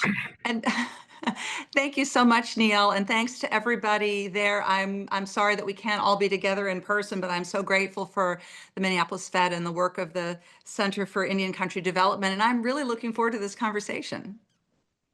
Thank you. And we're also acutely aware of how much is going on in Washington, D.C., so it means even more to us that you're taking time now to be with us. We really appreciate it. When you joined the Senate, I know you actively sought to be a member of the Senate Committee on Indian Affairs. Tell us about that. Why was that so important for you to serve on that committee? Yeah, well, so first of all, I was, of course, very aware that there's a long tradition of Minnesota senators serving on the Senate Indian Affairs Committee. And it was very important to me to be able to continue in that tradition. I also felt when I came into this role that I wanted to go to some of the unexpected places, to be in places and to be with people that sometimes are pretty invisible in the halls of power here in Congress. And so being able to do that with Minnesota's Native communities felt really important to me. Not only the 11 sovereign tribal nations in Minnesota, which are so rich in so many ways, but also the incredible urban indigenous community and the power and the richness of that community as well. And I often think that folks that are living in urban communities are also overlooked when it comes to issues around, you know, kind of Indian country writ large. And then I would just also say that I have always approached this job as an opportunity to build relationships, and as starting when I was chief of staff for the mayor of Minneapolis, but then especially when I was lieutenant governor, I had begun to develop relationships with Minnesota's tribal leaders that were very important to me. And this was such a great opportunity for me to deepen those relationships and deepen our work together. So I'm so glad. It, in many ways, has been some of the most fulfilling work that I've been able to do in the Senate. That's great. Thank you for sharing that. You know, both as lieutenant governor, which you just mentioned, and as a senator, you've worked closely with Native leaders in Minnesota and nationally. I'm curious, are there specific things that you've learned from them that has influenced your approach to policymaking? Well, I mean, there's so many things. It's hard to be able to put, you know, to kind of boil it down. But I mean, I think the first thing that I learned as I got to understand the 11 tribal nations in Minnesota, the Chippewa nations, and then the Dakota nations, was just understanding how different and how unique they are. And I think sometimes non-Native people think of all Native people as sort of the same in some way. I became so interested in understanding the, you know, the histories and the cultures of all of these different places and the different people. Of course, many related in lots of very important ways, but also quite different. And then I became, I've learned so much from tribal leaders and their communities about like how they know what works in their own communities, whether you're talking about food sovereignty or how you can use Native traditions to address the scourge of addiction and mental health, or how Native communities are figuring out how to reclaim their language and what that actually looks like. The entrepreneurialness of Native people is kind of a constant source of inspiration to me. As I was just up in Red Lake, as just one example, a couple weeks ago, and looking at how entrepreneurial the community is in terms of piecing together different sources of funding and different pathways to accomplish what it is they want to accomplish around food and building their bison herd was, I mean, you just learn so much from that every single day. Yeah. Neel, I wonder if you notice this, because I know this is something that you work on a lot, but I think sometimes impressions of Native people and Native communities are sort of a bit stuck in the past. It's like Native people are frozen in time as sort of a historical artifact, and just kind of getting past that and understanding like the richness of now and what they are doing now is, I find it really inspiring. Absolutely. You know, my own experience in the last 10 years that I've been at the Minneapolis Fed and having visited many tribes in our region, just as you said, how varied they are. I come at it just, you know, you have a much broader portfolio. My colleagues and I are looking at through the lens of tribal economies and what Yes. their economic futures are. They're so varied. You know, some they just couldn't be more different in terms of their focus, the resources they have available, even things like you mentioned, what percentage of their members live on the reservation versus live in urban centers. There's a richness which creates opportunities, and they can learn from each other. It also creates challenges because there's no one size fits all solution that's going to work in every tribe. And so I think your points they really resonated with me. Curious, Yeah. are there any other, I mean, in your lifetime of work, you probably have hundreds of stories. Are there any other stories that stand out to you, either as a senator or before, that really capture some of the spirit of what you've personally seen on Indian country? Well, as you say, there are just so many things, but I will just mention one. I think people maybe have some people have some basic awareness that the lands that were once native lands, the treaty territories, and then the ceded land it's a very complicated patchwork of realities. And we also understand that there's just been a lot of land that's been taken illegally from tribes around the country, including in Minnesota. And so one of the things that has been the most rewarding to me has been to work really closely with the Leech Lake band to help them gather back together acres of land, many thousands of acres of land that were taken from them, illegally in error over time, and being able to participate in that, to be their advocate in Congress, figure out how to build bipartisan support for that, watch them do the important work with the Forest Service and also with local landowners and with local elected officials to be able to get that done was something that was really important. The term land back is, of course, a very powerful way of, very powerful for Native people, and to be able to see that actually happening in a very tangible way was a pretty incredible experience to be able to be a part of. Often when you're the senator, and I suppose it's the same in your job as too, there's been many, many, many years of work, and the question is, what is the piece that you can do during the time that you're serving? And I felt really blessed to be able to be at Leech Lake to help them with brothers and sisters from all over the country come to be able to celebrate that, reclamation of that land was really incredible. That's great. You touched on something which is that struck me in this age of extreme partisanship that I feel like we're living in right now. Oftentimes the issues around Indian country, my experience has been, they're not really partisan issues, that you are seeing Republicans and Democrats come together from the region. And I'm just curious if there's anything there you could share about your own experience in the Senate. One of the most rewarding things about being a senator working on Native issues is that it has traditionally been quite bipartisan. The Senate Indian Affairs Committee itself has a history of comedy and of respecting the minority when you're in the majority, because it's going to flip back and forth is very, it's very deep into the culture of the committee.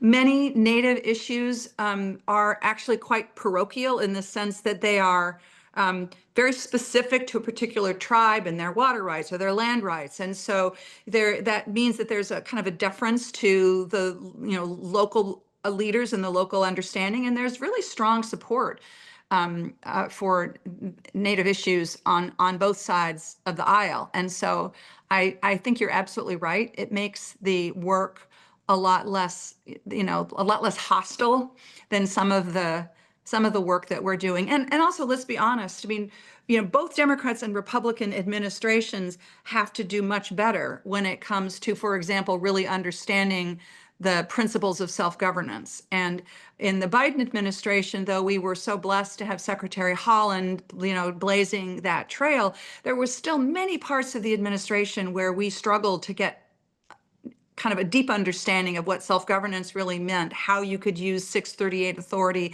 in new ways. And so, if you know what I mean, everybody has a lot to learn. You bring a certain humility to this work, which also makes it less partisan. That's great. Thank you. And I'm curious, as you think about the future of Indian country and economic opportunity, are there certain key opportunities and/or challenges that stand out for you that we should be thinking about as we think about the future of our own work? Well, I feel quite sure that those of you at the Center for Indian Country Development are thinking about these issues. I bet we're very aligned on this. I know we are. I think the first is the deep need for access to capital and lending in Indian country. And this is something that I know that you have worked on a lot, and I think that it's so important It's why, for example, it's so important to continue our work to support Native CDFIs, but there are many ways that we need to do that. Maybe we'll talk a little bit more about that later. The second thing, and I hope we'll talk about this in more detail too, is just the deep issue of housing needs and there's great examples of innovation on tribal land around building new housing and addressing the severe housing shortage, but I see that as a big a huge economic driver.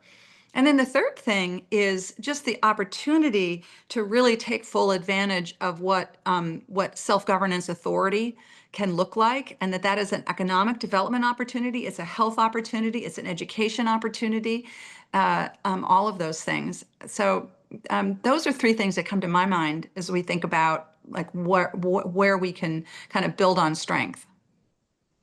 Those are great, and they absolutely resonate with me and with my colleagues here at the Minneapolis Fed.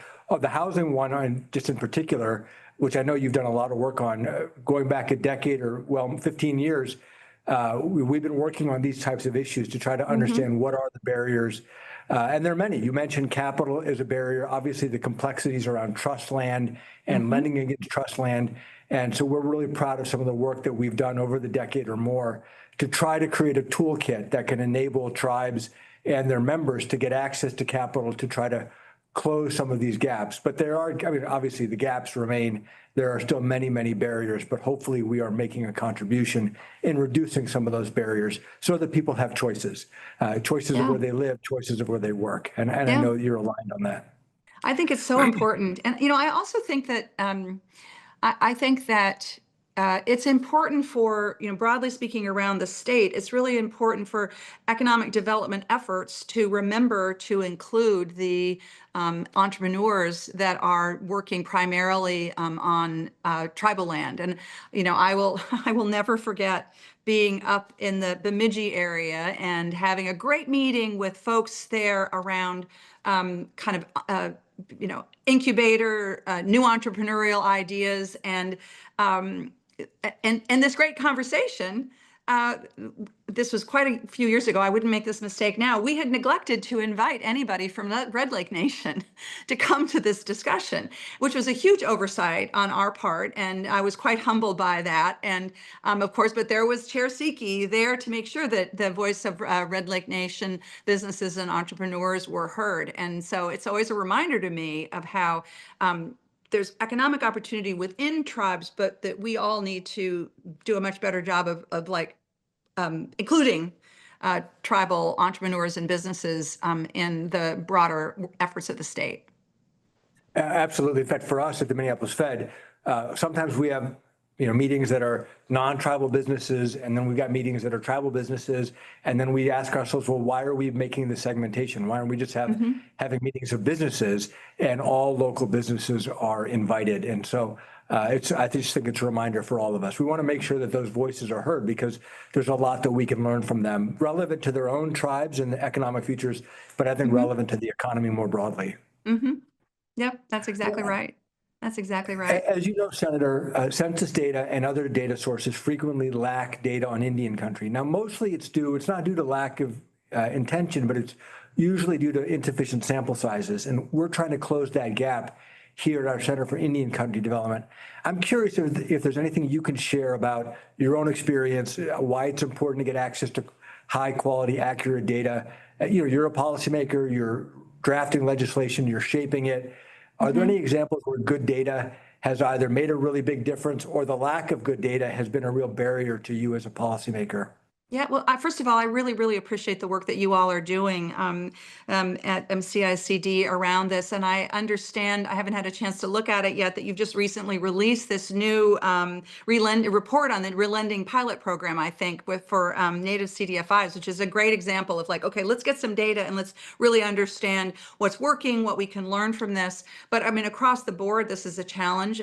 During the pandemic, we struggled so much with a lack of good data about what was really happening on the ground. And it's also interesting as you think about this, how the federal government needs to be much more adept at figuring out how to provide data to tribal entities that need that information in order to be able to make good decisions, in order to be able to, in some cases, apply for grants. We struggled a lot with this also during the pandemic when tribal epidemiology centers were not afforded the same access to information and data as, public health departments in other, in other communities. And that was a real problem for them as they were trying to figure out what to do to help take care of their people. And yet, of course, we saw during the pandemic that when tribes had the resources to put together strong vaccination programs and other public health strategies, that they were much more successful when they were able to run that based on what they knew about their own communities. So I'm kind of an old-fashioned girl. I believe that we should follow the facts and the science and the data where we have it, and we should make sure that we have the best available data. And I'm just grateful for the work that you're doing to make that more of a reality for us. Well, that's a great example. By the way, I didn't know that fact about that some tribes didn't have access to the public health data. We did observe that there was great variation about how various tribes responded to the pandemic. And some were very effective in getting to their members very quickly, establishing protocols that were then followed, and were really leading the way in making sure that they could protect their members while also preserving their economy. So I thought that's a great example. Here at the Fed, as you know, we stood up several emergency lending programs in partnership with the U.S. Treasury Department. And we also, in many cases, were blind. We didn't have the data that we needed to be able to structure those programs quickly to get, even if programs were designed for tribal, let's say CDFIs or tribal small businesses, to get access to it. A lot of times those programs weren't necessarily optimally designed, not because we didn't want to, but because we didn't have enough information to be able to understand exactly how to design those. And so that's what opened our eyes to this acute data shortage that we faced. And that's what led us to say we need to double down and really invest in trying to close those data gaps so that we can fulfill our obligations that Congress has given us. Yeah, I love that. I think that's so great. And we, if you really can see, my view is that if you really can truly see and understand the disparities that exist because of lack of investment, then you are just in a better position to be able to get after it. And that is, it's so much the case when it comes to healthcare, just as one example. So let's, we only have a few minutes left, Senator. This has been a great discussion. Let's go back to housing for a moment. Everywhere I travel in our region, on not just tribes, across the state of Minnesota, across our region, housing is a challenge. Housing supply, housing affordability, it's a local issue, it's a state issue, it's also a national issue. It's not a partisan issue. It's blue state, red state, purple state. It's across the board. I'm just curious, given your extensive experience working on housing issues, are there any things top of mind that you think of relating to Indian country or just across the state of Minnesota that we should all be focused on? Yeah, well, so, I always start from the core value that everybody deserves a safe, decent, affordable place to live. And that if you don't have that in your life, then probably nothing else in your life is going to work. And so it is really, to me, and I've learned this from so many, in so many different communities, it really is the foundation. And, yet we also know that the severe housing shortage that exists broadly in this country is often particularly acute in rural communities and especially acute in tribal lands where it is, particularly difficult to work through some of the challenges around getting a mortgage and building a home. And there's also such an ethic in Native communities about this is a great example, actually, of the importance of data. How you measure homelessness, for example, on tribal lands might be quite different because homelessness is going to, people living without a home is going to be, you're going to see it in extreme overcrowding rather than folks actually living outside, which you just are not going to see as much because of the culture of many Native communities. And so that's a great example of how you need to be able to measure in the right way. I worked hard on that with the Department of Housing and Urban Development to try to improve that. I think that that housing supply issue, figuring out the the financing and the roles that Native CDFIs can play here is really important. And then I also just want to highlight some of the great innovation that's happening. For example, in Lower Sioux, the work that Lower Sioux is doing with developing hempcrete as a construction model and also as a business model to be able to sell and be a revenue generator is just another. I love that example of kind of entrepreneurship for those folks at Lower Sioux. No, that's great. And obviously, that's a good example of something where it can help their own local economy, but it also can be serving a broader market Yeah. around the country, potentially around the world. And so Yeah. that's, it's good for everybody. That's Well, right. Senator, I think we could go on for another 30 minutes easily, but I know you have a busy agenda in Washington, D.C. And I just wanted to say thank you again for joining us today, but also thank you again for your lifetime of leadership on these issues. And I look forward to working with you into the future to try to bring more economic development to Indian country and partnership with us here at the Minneapolis Fed. So thank you. Thank you so much. It's great to do this with you, and take good care. I'll see you soon. Okay, see you. Bye-bye.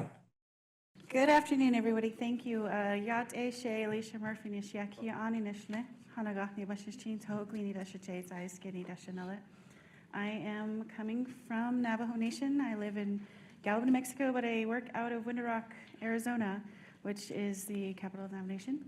I am the current economist for the Navajo Nation Division of Economic Development.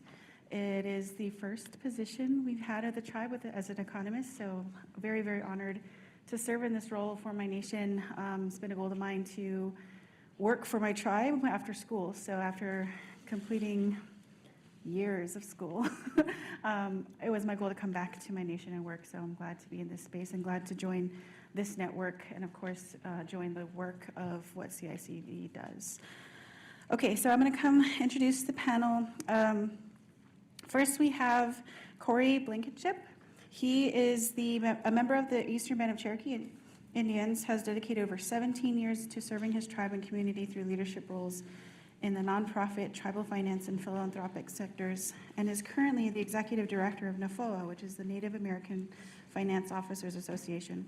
Prior to joining NAFOA, Blankenship has served as community investment officer of Dogwood Health Trust, focusing on fostering economic opportunities related to social determinants of health. Here's Corey. Next, we have Chris James, the president and CEO of the National Center for American Indian Enterprise Development. Chris has worked with the National Center and brought it into the 6th decade. Is that? I haven't worked there for 6 No.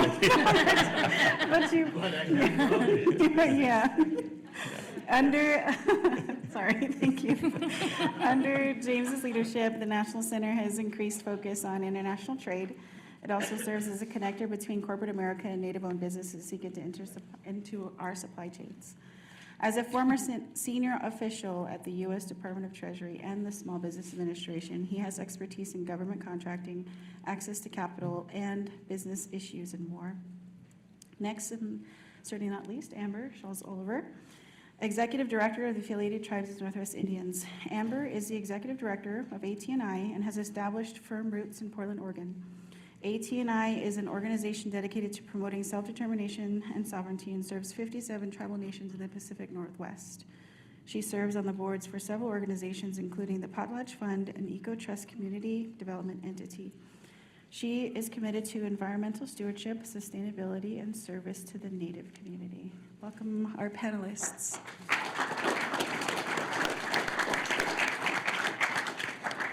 So as we get started, and as we go into the topic of innovations in Native economies, I would like to ask Ms. Amber to give us some recent economic projects in Indian country that would provide us examples of tools available to tribes as they work in economic development. Yeah, thanks for that. You know, I keep going back and forth on what I wanted to talk about today. You know, certainly the panel is about innovations in economic development. And there are 3 that I came up with, and one of them is not very recent, but I can hear my elder still yelling in my ear, you know, use the treaties as an economic development tool. And if we think of economy as being a tool to support our communities, the treaties really outline those non-negotiables, right? There are certain things that have been reserved to make sure that the U.S. government is held accountable to make sure that those things remain in place for tribal communities in perpetuity. So, yeah, my elder, Antone Minthorn, just turned 91 this year. I think a lot of you guys know Antone. We had a birthday party for him. You know, and he's done a lot in his community, and he really sits on that the treaties really were a valuable tool in that development. You know, another one, a little bit more recent, but still not super recent, is the Indian Gaming Regulatory Act.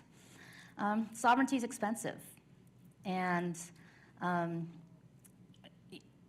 you know, all tribes want to exercise sovereignty differently and in accordance with their own priorities, but you need funding for that. And I have an anecdote from a planner I was talking to a couple years ago, and he said, you know, Amber, the planning department of this tribe is twice as large as it was for the whole tribe 20 years ago. And that's just an incredible amount of growth in a short amount of time to really be able to start exercising sovereignty the way you want to, not just to subside. And the final one I came up with has been mentioned many times during this data summit, which is the CDFIs. Certainly there's a lot of research and evidence that a robust and healthy private sector is key in developing Native communities, including tribal economies. The development of on-reservation private sectors can counter job stagnation, economic leakage, and the ability to dream and innovate. But it's hard to start a business. You need financing with people that don't usually have access to the traditional forms of financing, which is your rich uncle, if anybody has rich uncles that they can borrow money from, mortgaging your house, or drawing from your savings. So the CDFIs live in your communities, they know who you are, and they're able to make loans on pretty creative collateral and sometimes on trust-based. But I think beyond just the financing, it's also the technical assistance. So how do you do a market study? How do you advertise your business? And so these really essential institutions, I think, have been incredibly useful for developing the on-reservation private sector. Yeah, thank you, Amber. And that sets a stage for this conversation and the rest of the questions we'll be going through. So I want to go to Corey. Can you provide a few examples of how tribes used new and creative tribal public finance tools to help tribal economies grow? Certainly. So is my microphone on? Can you hear that? Okay.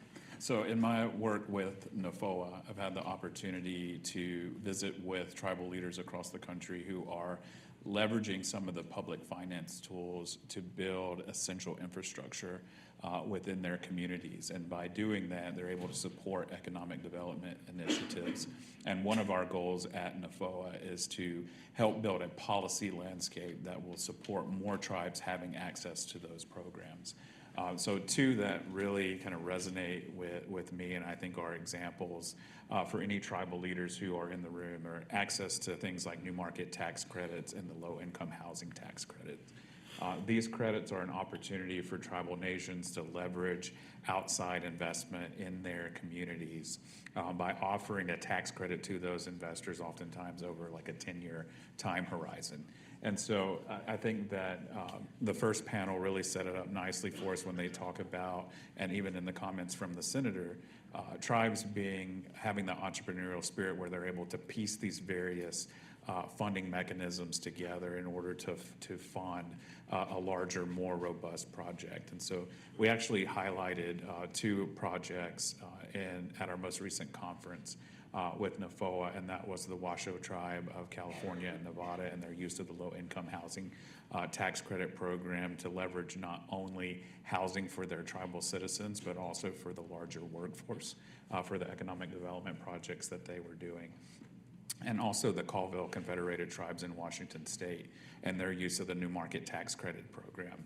I think one of the challenges with those two programs is that it requires a level of sophisticated operations in order to access those and to use those effectively and to report on those programs in a way that will maintain compliance and allow you to use those programs again and again. But for the tribes that really understand, seek to understand, that they build the knowledge, they build the internal capacity, they identify the right partners, they're able to use those programs again and again to build various projects. And so I think Colville was a good example where they built a community center and then they said, we're moving to our next project, which is going to be housing development, which is going to be administrative offices, which is going to be space for our federal contracting arm. So that they're able to use those resources again and again by developing that internal expertise.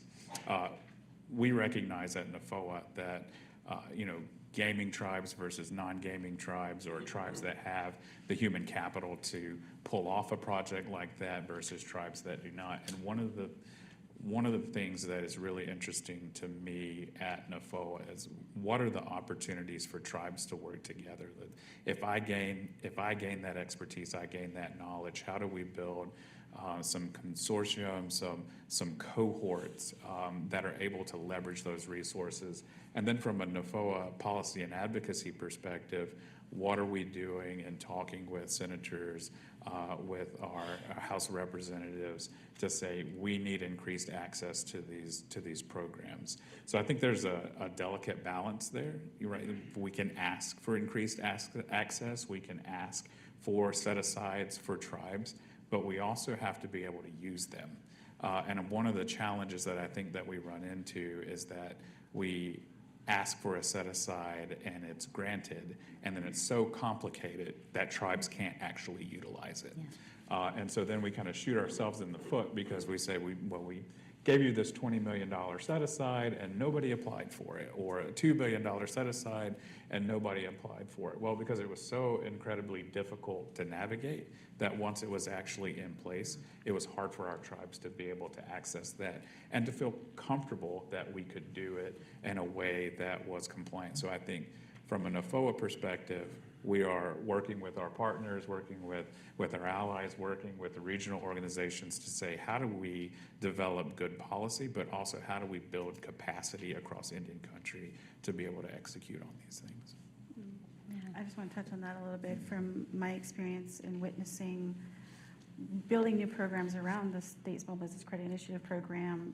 That is an organization, or that is an initiative that wasn't initially gone through and gone forward with tribes in mind. So tribes coming into this game at the middle of, at halftime, Treasury had to come to the table, tribes had to come to the table, organizations had to advocate for these tools, and maybe it was extra time to understand Treasury's requirements as well as the tribe's obligations to its citizens in their own policies and procedures, and like writing its own lending codes and stuff like that. So that's what we, building capacity around policy, around new policy, around new initiatives. And then this question's for Chris.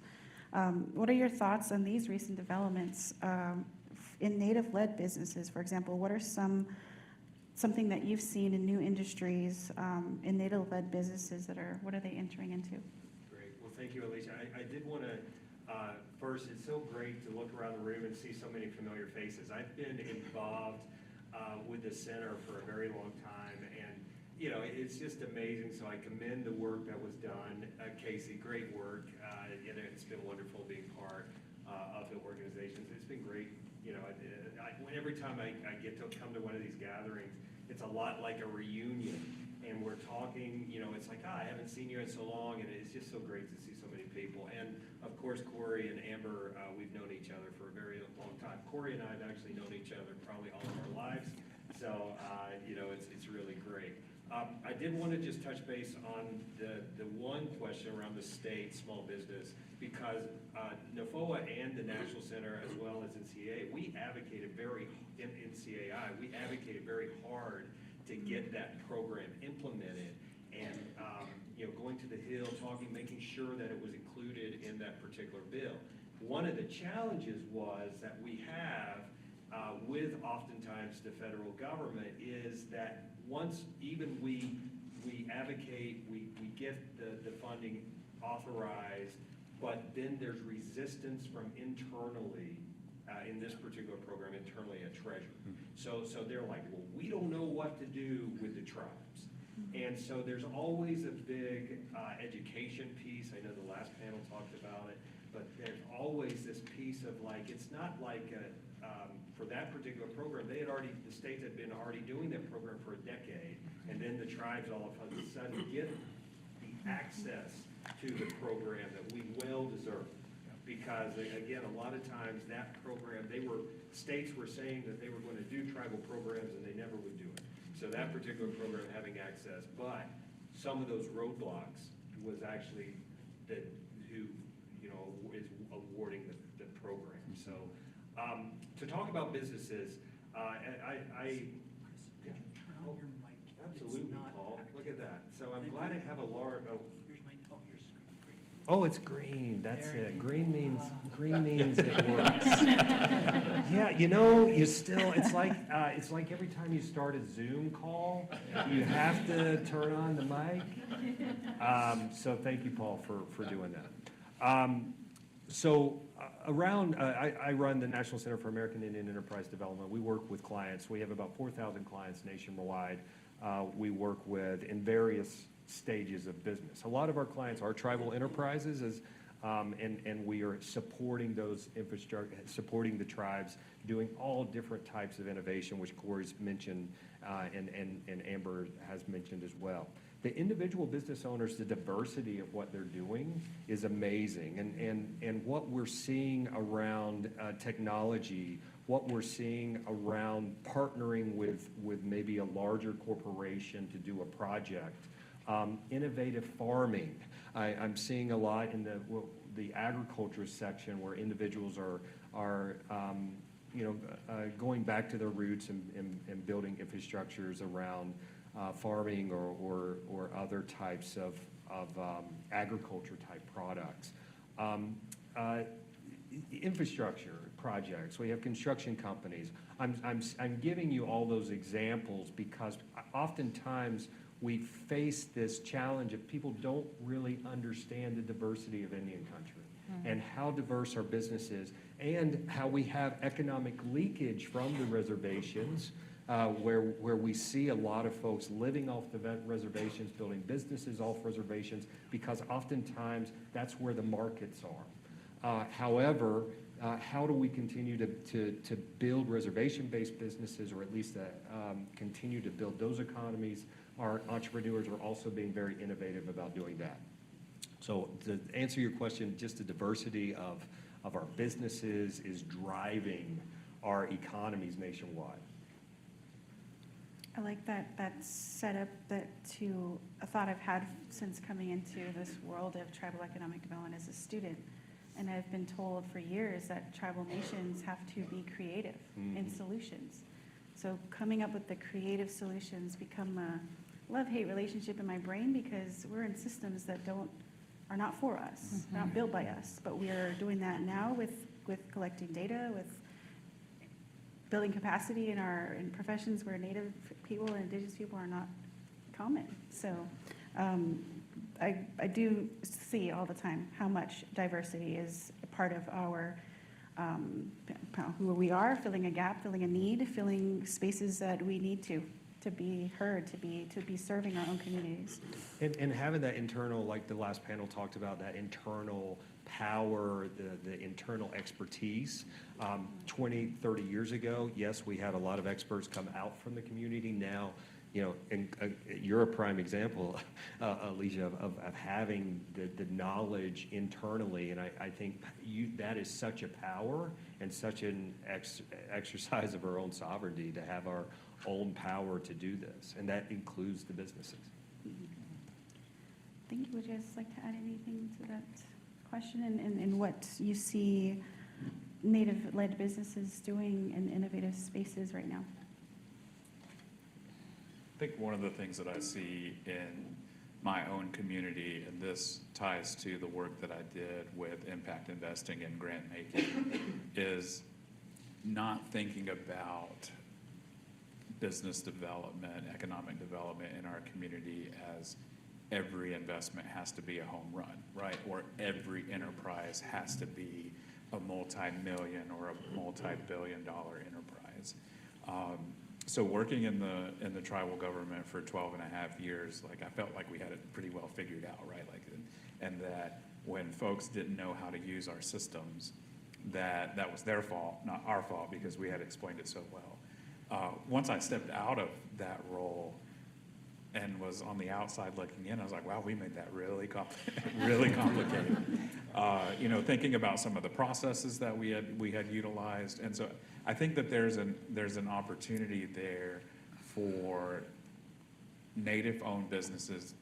Doesn't always mean tribal-owned business, right? And there's an opportunity to resurrect this entrepreneurial spirit in our communities and allow our people to serve their communities without being on the inside of that tribal government. And I think that stepping out of that too also helped me to realize that a lot of times we are taking systems that aren't built for us and we're replicating them, and then we're doing it to ourselves, right? And we're killing that creativity that really could be unleashed within our communities to do good for a lot of people. And when I went into the private foundation, you know, we had an opportunity. It was a large foundation. We're talking about a $2 billion foundation that served an 18-county area that was very rural, and it just so happened that our reservation was part of that 18-county area. So we're talking about you know, $75 million a year of grant making into an 18-county region. So we're pushing money out the door in the form of grant making and impact investing. And it just was really eye-opening to me to see these 2- and 3-person nonprofit organizations in small rural communities that had stood up co-working space because it was the only location that had broadband. And they were supporting local makers who were selling their products on Etsy and then coming to the community center twice a week and using the community center as their packaging and shipping location. And they were sending their invoices from the community center, and they were receiving payment through the community center because that was their connection with that larger marketplace. So it was really eye-opening to me to see the potential about how you can invest in these small entrepreneurial endeavors in tribal communities and how impactful they can be. Yeah, I have, my brain kind of goes 2 places at once. You know, the first one is that, especially in the Pacific Northwest, a lot of the businesses that are tribal citizen owned are kind of more natural resource based and based on traditional economies, right? So a lot of fishing. You know, we also have, you know, timber fellers and, you know, so I think that also we're seeing a lot of artisans and makers. And I think that there's kind of this freedom to feel like you can enter into a business that is culturally rooted and really advances how you want to engage with the world, right? Or how a tribal citizen wants to engage with the world and feel like they can make a business out of it. And so that was one thing that I think is really, really beautiful. And the other place I go is, again, I have these tribal leaders yelling in my head. This one's Ron Allen. You know, he says all tribes are aiming to be self-sufficient. So the tribal enterprises that are engaging in tribal or energy sovereignty buying dams, developing a grid, and other utilities, water, water sovereignty. And, I think that, again, this using economy to exercise sovereignty in the ways that are most important to our communities, it's really, I think we're gonna see a lot more of it. Thank you. That takes us into our next question for the whole panel. And I'll let you all decide who wants to go first, but where do you see tribal economies in the next 10 years from now? And what do you hope will happen? And what are you also concerned about in the next 10 years? It's a big question. That's a great question. If we look historically, if we look back over the past 30 years, the advancements in economic development is, and Corey, you probably have the data on it, but it's like 20 folds. I mean, there is how our communities have continued to evolve with or some communities, I can't say all communities, but communities that have really benefited from gaming has continued to build upon that. That's not every community, and all of us in this room that works in and around Native communities or Indian country, we know that oftentimes there's still a lot of communities that especially more rural communities that are still struggling a little bit. And how do we equalize that? So what opportunities are there in rural communities that we can continue to build upon and continue to expand their economies well beyond if they don't have gaming, what other diverse economies? And I think we have seen a lot of our communities embrace their own enterprises beyond gaming. And I think that will continue to increase, where our tribes will continue to look, in Alaska, we all know the Alaska Native corporations, how they've really used government contracting, but then they would do hospitality, and maybe they would do some natural resources. So that diversity of enterprises in a tribe will continue to grow. And I think we will continue to see a lot of our communities that historically might have been underserved come out of that because of their ability to build enterprises and just the changing world of technology on how we can, we're not geographically stuck in one location. So I think that'll continue to build. Where I do see some of the challenges, the partnership with the federal government, I think will always be a challenge.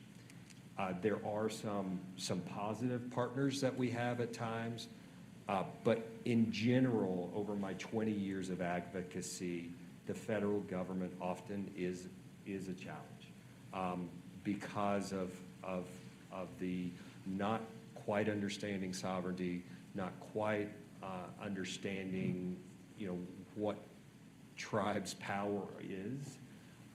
And I think that'll continue regardless of what administration is in power, who's in Congress, but there still is always a little bit of, always will be a tension there, and that'll continue over the next decade plus, in my opinion.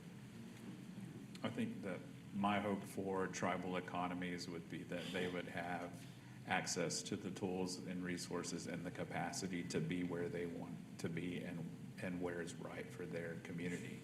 And I think that as I look back over my career, we are very quick to say, oh, look at what this tribe and what they're doing, and we need to be just like that, and we could have that. And a lot of times it's kind of a slap in the face. It's like, well, we can't do that because we're not structured in a way that would support that decision-making model, and that would give leadership a comfort level with how that entity is being run and how it's being managed. If I think about my own tribal community, we're very fortunate to be the southern gate to the Great Smoky Mountains National Park, the most visited national park in the national park system, with 13 million visitors last year. And we know about 3.5 million of those visitors use our reservation to access the Great Smoky Mountains National Park. At the same time, when we think about economic challenges, my uncle Kenny was executive director of the museum, and he's saying 3.5 million people drive by my door and only 80,000 of them stop every year. And like, what are we doing wrong that not more people are stopping in to explore our culture and stopping in for that history lesson? And I think there's some good examples of data that we have access to and questions that need to be answered.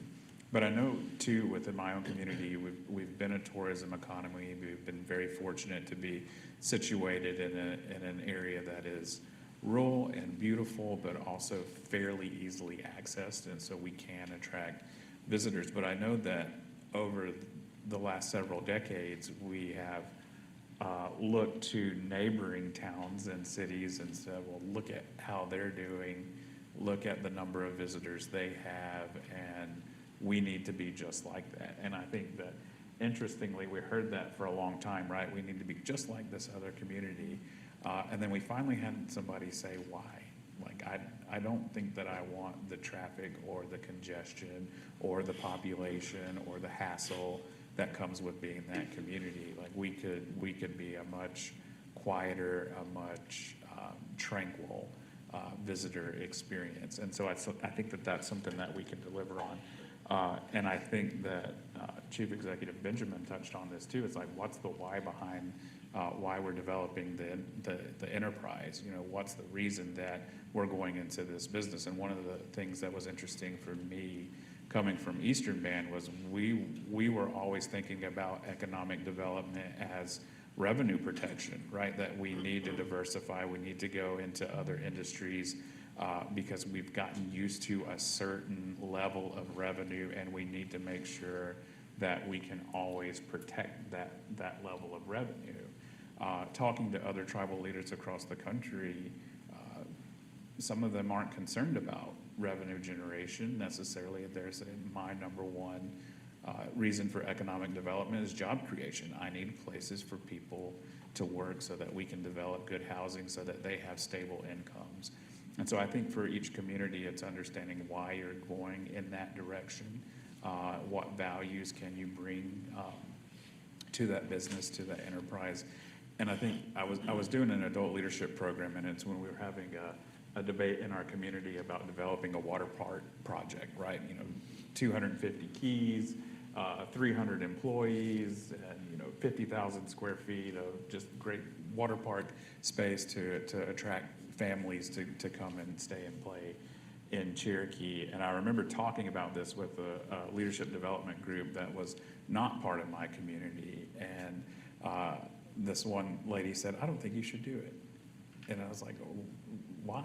Why? And she said, I don't think that you can make it enough of your own to warrant doing it, right? That you're just going to feel like every other water park that someone can go to. And so I think that that's really an interesting comment, is how do you make that enterprise enough of your own that you feel like you can, that you have true ownership of it as a tribal nation? Thank you. Amber? Yeah, 10 years. I'm struck by what you said, Chris, about, there's some tribal economies that have been able to grow very, very fast, and there's others that really haven't had some of those opportunities. And we're also seeing a changing world. We're seeing a lot more tools in AI. We're seeing a lot more ability to work remotely, and some other opportunities with large land bases, right? And so maybe in the next 10 years, some of these tribes might find new industries, new technologies that might help, create that boon, right? But I do like this idea of what can tribes learn from each other? Was there enterprises that, whether they're being successful or not, that you can learn of, is this right for our community? Or is this, that's nice that you guys are doing it, we're gonna go do something else over here. But then I also want to touch on what we were saying about tribes moving towards self-sufficiency, and this has to go with some of my concerns. Self-sufficiency does not mean that the U.S. government gets out of its trust responsibility. And so that's the concern I see, is just making sure that that holds true, that tribes do feel empowered to be self-sufficient while still holding the U.S. government accountable. I heard from all three, I heard very powerful things about staying true to the identity of every community, because all of our tribal nations are different. But making sure that we operate and support businesses that operate in encouraging and supporting that unique identity. Making sure that our federal government stays held accountable, but also learning from each other, which is why this is such a great gathering here. This is a great day and a half of discussions. But in these 10 years, how do you see what you just mentioned, how data impacts those, how it could help any tribal nation reach that next level?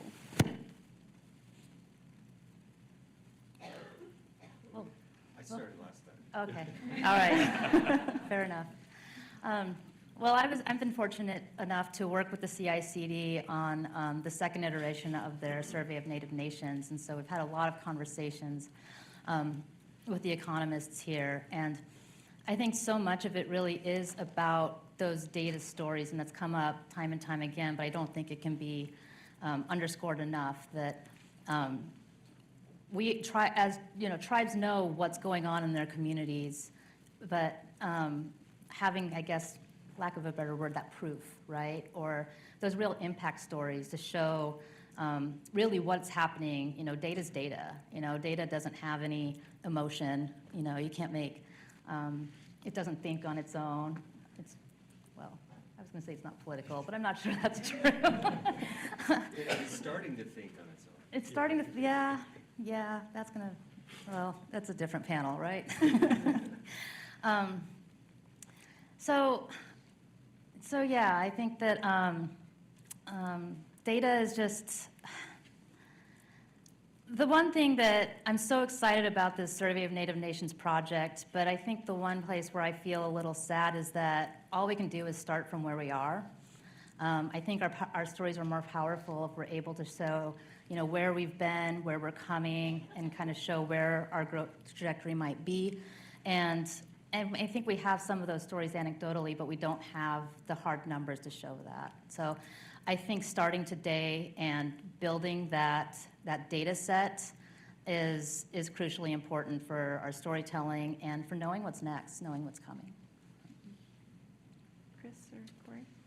Yeah, I agree wholeheartedly with Amber on this, and I also think the work that has occurred with data around businesses and impact, the trickle-down effect of communities. Because where we're still having to continue to advocate and educate is making sure people understand, and I'll use it since the Eastern Band's a great example, that they're the #1 employer of Western North Carolina. They employ what, 8,000 people, Corey? In an area that maybe max has about 50, 60,000 people. And that's just one example. The economic impact on how much revenue the tribes bring into a state. Oklahoma is a perfect example from just gaming alone, and this is a little dated statistic, but it's like $36 billion in one state of revenue just from gaming. Doesn't include all the enterprises that those, so that, you know, where I think data can be useful, and we shouldn't always have to prove ourselves, which is constantly having to show that but where it is saying that it could be an aha moment for some people that really don't realize that trickle-down effect, or really don't realize the impact that the tribe has in a region state. And I think that is something that we need more of. Every state needs a tribal impact study. You know, with every enterprise, including gaming. I know that's a big lift, Casey, but you know, showing how that, because we're constantly having to educate everyone else on that impact. And I think that's the importance of it, and why we need to continue to focus and build more upon and support more data to show that impact and really show the strength, continued strength of our communities.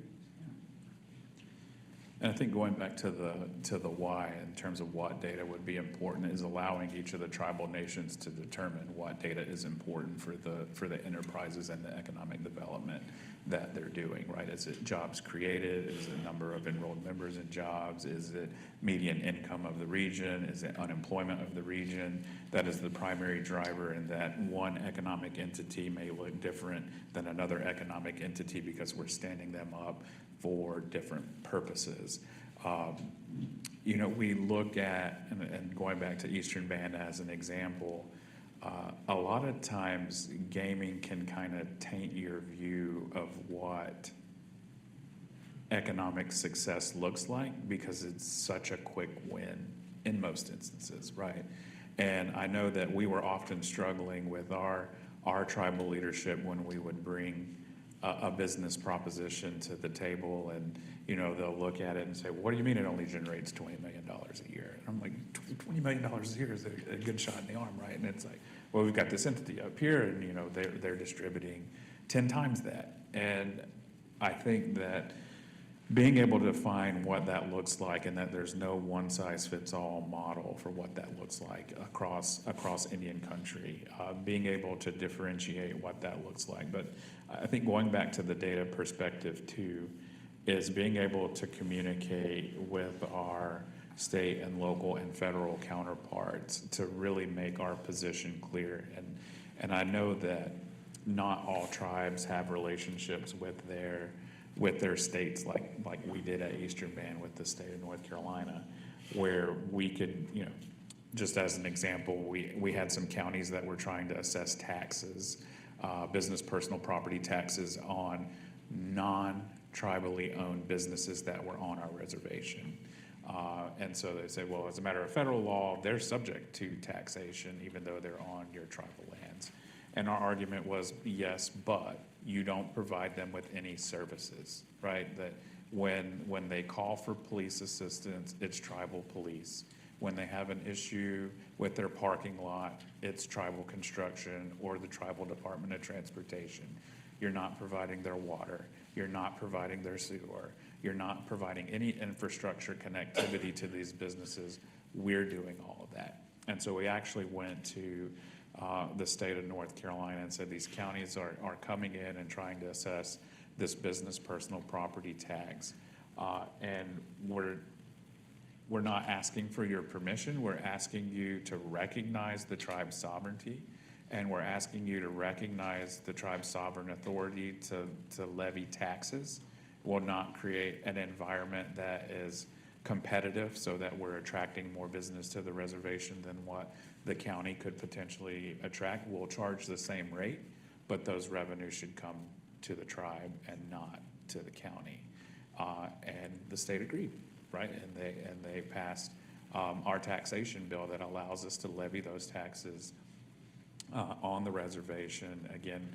And the language of that bill I'm really proud of, because the first line of that bill states that Eastern Band of Cherokee Indian is an inherently sovereign nation with inherent sovereign authority, right? That this is not the state of North Carolina granting permission. This is the state of North Carolina recognizing your sovereignty and recognizing the economic impact that you're having on the region, and saying, you know, this is okay. I have one more comment to add, and I think one of the stories that can be told through data is that tribes and Native people are a modern people. And I'm struck by the imagery from the previous panel of the headdress in every picture. So, and I think that there's a lot of assumptions of tribes and gaming and how money is spent. And I think that these data stories can show that, a lot of these funds are used to exercise all elements of government, and maybe it'll demystify some of those assumptions. Yeah, thank you. I keep going back to, just a quick story before we have the last few minutes, but I keep going back to when I was a student. This is all the things that I read about in books, or heard of in other conferences or lectures, but I'm part of this work now, which is so cool. To be in this seat and then to have everyone here and be on this panel, I hear what I've been studying, and then going back to where I work in my job, I get to do it. Mm-hmm. And it's territory that hasn't been explored yet in many ways, but in other ways, reaching out to other tribal communities who've also been asking these same questions. And now we have organizations having a larger impact to partner and to collaborate with our tribal nations to answer some of these questions. So I just want to say that from a research standpoint and a student and a nerdy brain that I have, I'm so excited to hear all of these conversations from the panel this morning to the Leadership Council conversations that we have. This is like the world that I hope other people get excited about, or other younger people get excited about, but I'm definitely super excited. Anyway, the last question I want to get to before we end, and it's going to be very short. For CICD and what they do, what answers can researchers provide that would help support economic development? And I'll go with Chris first. I think continue the research that's been going on. I do think just remembering how important the overall economic condition of the world is in impacting our communities. Specifically, COVID was a very unfortunate exercise of how much our communities and businesses were on a thread. And even our gaming and our enterprises, when those doors were shut for a month, our economies instantly started falling. And as we continue to move into, uncertainty in economic markets of this time where, we're seeing increases from everything from everyday goods to the sphere of inflation soon to, some construction materials are probably going to get 12 to 15% higher than they were. We are walking into a phase of uncertainty, and I think making sure that when we look at data as a tool and we're looking at data, that we are very mindful of all of that economic conditions that just could be occurring or will occur over the next year and a half. I'll be honest, I don't know the answer to that question. And the reason I don't know the answer to that question is because that answer should always be changing. And I think what's important is to ask the researchers to try and keep an open mind and realize that landscapes change, priorities change, things change, and trying to be nimble and responsive to those changes. One of the things that I've thought about that would be extremely helpful for tribal nations is if we could have just a baseline toolkit of these economic impact studies. And this question came up on the first panel about, are you paying attention to those economic impact studies? And, Dawson remarked a lot of times they're revolving around gaming. And so how do we create a toolkit for tribal nations where they can collect data internally and use it as an advocacy tool when they're talking to their state, their local, their federal counterparts about potential investment and economic development opportunities, or even funding essential governmental programs and what's the economic impact on tribal lands and the surrounding communities. Having that toolkit where we could continuously update the model, right? And there would be certain intervals, I think, where you would need external analysis and some external survey. But I know that Eastern Band procured an economic impact analysis several years ago when we were talking about gaming expansion, and we wanted to be able to demonstrate to North Carolina just how influential we had been in the regional and the North Carolina economy. And so we commissioned this big study. And thinking about that, it's like, well, why didn't we request what data points were collected and analyzed, and can just continue to refresh that economic analysis, that economic impact analysis again and again and again. I think the other thing that we encountered too at Eastern Band is that it sometimes felt like we weren't making data-driven decisions, or that we didn't have access to data, but we weren't always asking the right questions or looking in the right places, because we found that a lot of our tribal programs, oftentimes informally, were keeping stats on like how many clients they were talking to, how many homes they were building, how much material they were ordering, right? And we could go to these, office managers at these different programs, and they'd have cuff accounts and spreadsheets, and it's like, a data gold mine of like, why weren't you sharing this with us? And they're, well, you never asked for it. And it's like, you have this whole, back end data set of decisions that you're making on a daily basis.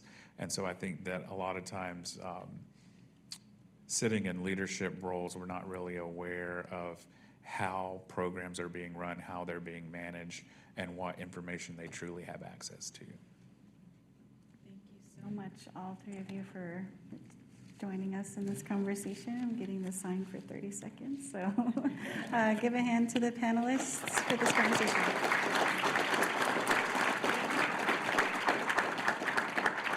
Thank you.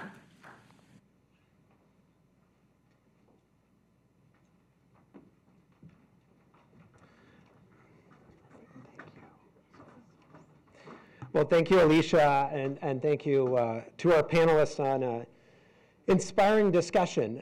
Certainly, I looked around the room and saw our CICD staff taking lots of notes of the things that we can do to continue to add value to the data landscape and the research landscape as we look to advance economic prosperity in Indian country. Just a note to our live stream guests, I know we had a little bit of audio issues during the Fireside chat. Just know that we did capture the live recording, and that we will be posting that on CICD's event page for you to go back and listen to the parts of the discussion that you didn't catch. At this time, it is my honor to introduce Federal Reserve Governor Michael Barr. Governor Barr is one of 7 members of the Board of Governors of the Federal Reserve System out in Washington, D.C. In this role, he is the oversight governor of the Division of Consumer and Community Affairs. He serves on the Federal Open Market Committee, and he helps shape U.S. monetary policy. He's also the former vice chair for supervision, a role in which he oversaw the supervision of the nation's banks and the bank holding companies. Governor Barr has a long career in public service, including serving as the former assistant secretary of financial institutions at the United States Department of the Treasury. And a couple years ago, Alene and I and a couple of our staff had the incredible privilege of traveling with Governor Barr out to 2 tribal nations in western Montana, including my own. And what I learned in our travels together is that Governor Barr is deeply committed to listening to our community members and listening to how they are experiencing the economy. So it is my profound honor to invite Governor Michael Barr to the stage.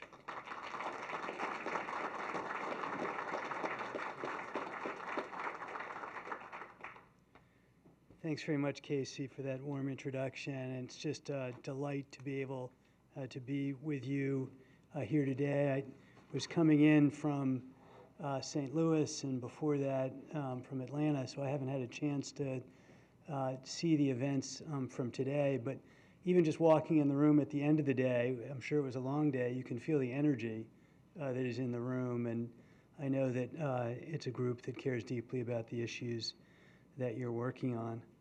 I'm just delighted to be able to celebrate the 10th anniversary of the Center for Indian Country Development and to further the goal of advancing development through better data. It's a privilege to be present with so many tribal leaders, Federal Reserve colleagues and policymakers, researchers and practitioners, all working to advance Native economies. My experience that Casey mentioned traveling with CICD and engaging in CICD's work has been a meaningful part of my time as a Federal Reserve Governor. At the Board of Governors, I serve as the oversight governor for our Division of Consumer and Community Affairs, which supports the community development function across the Federal Reserve System. It's a role that means a great deal to me. Community development has been a cornerstone of my career as a governor, as a banking regulator, earlier in my career, as a scholar, as a university leader, and the Treasury Department's point person on community development back in the 1990s. I'd like to focus my remarks today on why I think the work you all are doing is critical to the prosperity of Native nations and indigenous communities, and why that success matters for our whole country. 2 years ago, I traveled to western Montana with CICD staff.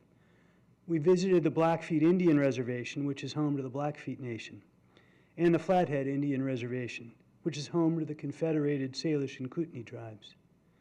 On our visit, I saw examples of tribal leaders diversifying their economies through tribally owned enterprises, and then leveraging revenue from those enterprises to reinvest in their communities. I heard from business leaders struggling with supply chain challenges and community members pulling together to address housing supply and affordability issues. At a community roundtable, financial leaders talked about credit needs in the regions, including challenges with limited credit and access to financial services and distance from banks. These issues take center stage in CICD research, and in our conversation, research served as a springboard for a variety of community members and leaders to come together to explore solutions. This is why community engagement is a critical part of community development and a huge value add for the Federal Reserve as we seek to understand how people are actually experiencing the economy. I see this same spirit of working together on behalf of a better future, grounded in research, on display here at this conference. There remains consistent economic gaps in Indian country based on many metrics. Native Americans have lower household income, and poverty is a significant problem on many reservations. According to the Federal Reserve Survey of Household Economics and Decision-Making, which we call the SHED survey, Native American households consistently report a lower likelihood of having the cash to pay for a $400 emergency expense, which is a common metric that we use to study financial security. Looking at the labor force, unemployment is higher for Native Americans than for workers overall. Research has also documented a lack of financial institutions in or on or near reservations, which restrict capital and credit availability. A recent study showed that Native-owned small businesses were less likely to receive the financing they applied for, even though they were much more likely to apply for small amounts of credit. Native Americans also face higher costs for home ownership. And economic downturns, as the last panel was describing, can exacerbate these gaps, such as when social distancing measures during the COVID-19 pandemic disproportionately harm sectors such as gaming and entertainment, in which many tribally owned businesses are concentrated. Addressing these persistent challenges requires coordination with local leaders to achieve progress. During my first stint at the Treasury Department in the 1990s, I co-chaired a working group whose objective was to reduce barriers to mortgage lenders and expand access to credit in Indian country, with pilot programs in the Navajo Nation and Oglala-Sioux Pine Ridge Reservation. The working group helped map out clearer processes for residents to obtain mortgages by coordinating tribal, government, federal, and lender roles. I see this as an example of potential progress that can be made when national and local leaders in the private sector leverage research and come together to find solutions. But it is also a reminder that these are long-standing problems that are still with us very much today. In other ways, tribal governments have been proactive in diversifying their revenue streams and innovating in their use of economic data to make evidence-based decisions. Native Community Development Financial Institutions, or CDFIs, are addressing credit gaps in their communities with culturally informed lending practices and financial services. There are many examples of initiatives targeting specific economic challenges. We see signs of progress, for example, including positive trends in Native American employment and household income. But we'll only know whether we're making economic gains in Indian country over time if we have timely, high-quality data disaggregated for Native peoples and geographies. Data dashboards are not just for researchers. They help tribal nations and decision makers in many capacities make informed decisions about how to allocate resources, design interventions, and monitor economic growth. We know that Indian country has sometimes been referred to as the asterisk nation as a result of insufficient sample sizes of Native Americans in national data sets. Experiences in which external researchers used data in ways that were harmful to tribal communities have also contributed to mistrust of research and data, sometimes in Indian country. And at the same time, many tribal governments have limited resources to allocate towards their own data collection. Research and data advancements in Indian country are changing this narrative. Over the past decade, CICD's research has advanced our understanding of the pillars of tribal communities and potential interventions. We've learned a lot more about the role of tribal governments and tribal enterprises in local and regional economies, and the ways tribal treasuries are distinct from local and state governments. CICD's research has helped us to understand how infrastructure gaps, such as broadband access, can impede economic growth and leave communities much more vulnerable to economic shocks. And it's provided research insights on strategies for increasing access to capital and credit in Native communities. Much of this research has taken place in collaboration with Native organizations, tribal governments, and economic development practitioners. In some of these areas, such as research on the practices and outcomes of Native CDFIs, CICD and its collaborators have provided some of the first systematic quantitative analysis in this field. CICD has also developed a suite of data tools that can empower community members and decision makers to explore economic conditions from the local level to the national level and monitor trends over time. This work to advance economic research and data in Indian country matters to the overall economy. The Federal Reserve promotes a healthy economy and a stable financial system for everyone, and that simply cannot be done without supporting strong and sustainable communities in Indian country. Research tells us that Native economies are closely intertwined with local and regional economies. Examples include tribal casinos attracting visitors to surrounding businesses, and Native enterprises subcontracting with non-Native owned businesses. CICD's mission supports the Federal Reserve Community Development Function, which works to promote access to credit, investment, and financial services in low and moderate income communities, and foster a better understanding of their economic condition. This happens in many ways. As members of the Federal Open Market Committee, my colleagues and I decide on the appropriate setting for monetary policy. In this role, it's vital that we understand how a variety of individuals, institutions, and communities experience the economy. Research from CICD and the Community Development Function teams here in Minneapolis and across the Federal Reserve System shed light on economic circumstances in these communities. As important as it is, monetary policy isn't the main thing that matters to a healthy economy. Businesses, financial practitioners, nonprofits, community leaders, and decision makers at many levels all need research and data to make evidence-based decisions and promote thriving and economically resilient communities. The Community Development Function provides this research and convening power to advance our collective understanding of local financial needs. Our community development work also provides timely on-the-ground insights on developments in the financial system. A prime example of that is the series of surveys CICD conducted during the COVID-19 pandemic. These surveys provided real-time glimpses on the challenges that tribal government, business, and community leaders were facing as a result of the pandemic. In addition, under the Community Reinvestment Act, the Federal Reserve has a statutory obligation to supervise how banks meet the credit needs of their communities, consistent with safe and sound lending practices. And that very much includes communities in Indian country. So we need good data and good analysis to fulfill that statutory mandate. When it comes down to is that the Federal Reserve does our best work when we understand what's happening in communities, and that includes the rich variety of communities across Indian country. As we look to the future, decision makers inside and outside of Indian country can learn from the ways tribal governments have served their communities and guided their economies through many challenges. In my visits with tribal leaders, I have been inspired by their long-range vision, considering how decisions today will affect their ability to care for their communities for generations into the future.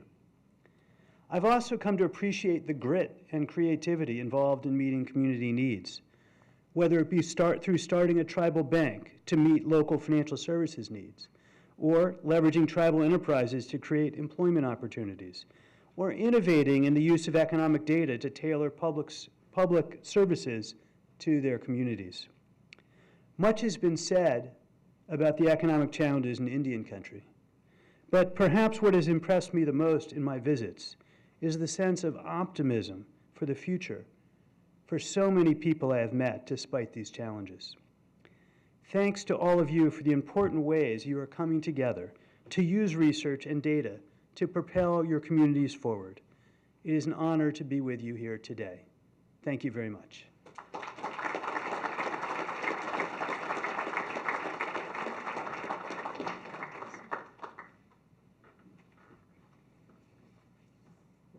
Well, thank you, Governor Barr. We are incredibly grateful that you were able to be here in person with us today, despite what I know was a challenging travel schedule.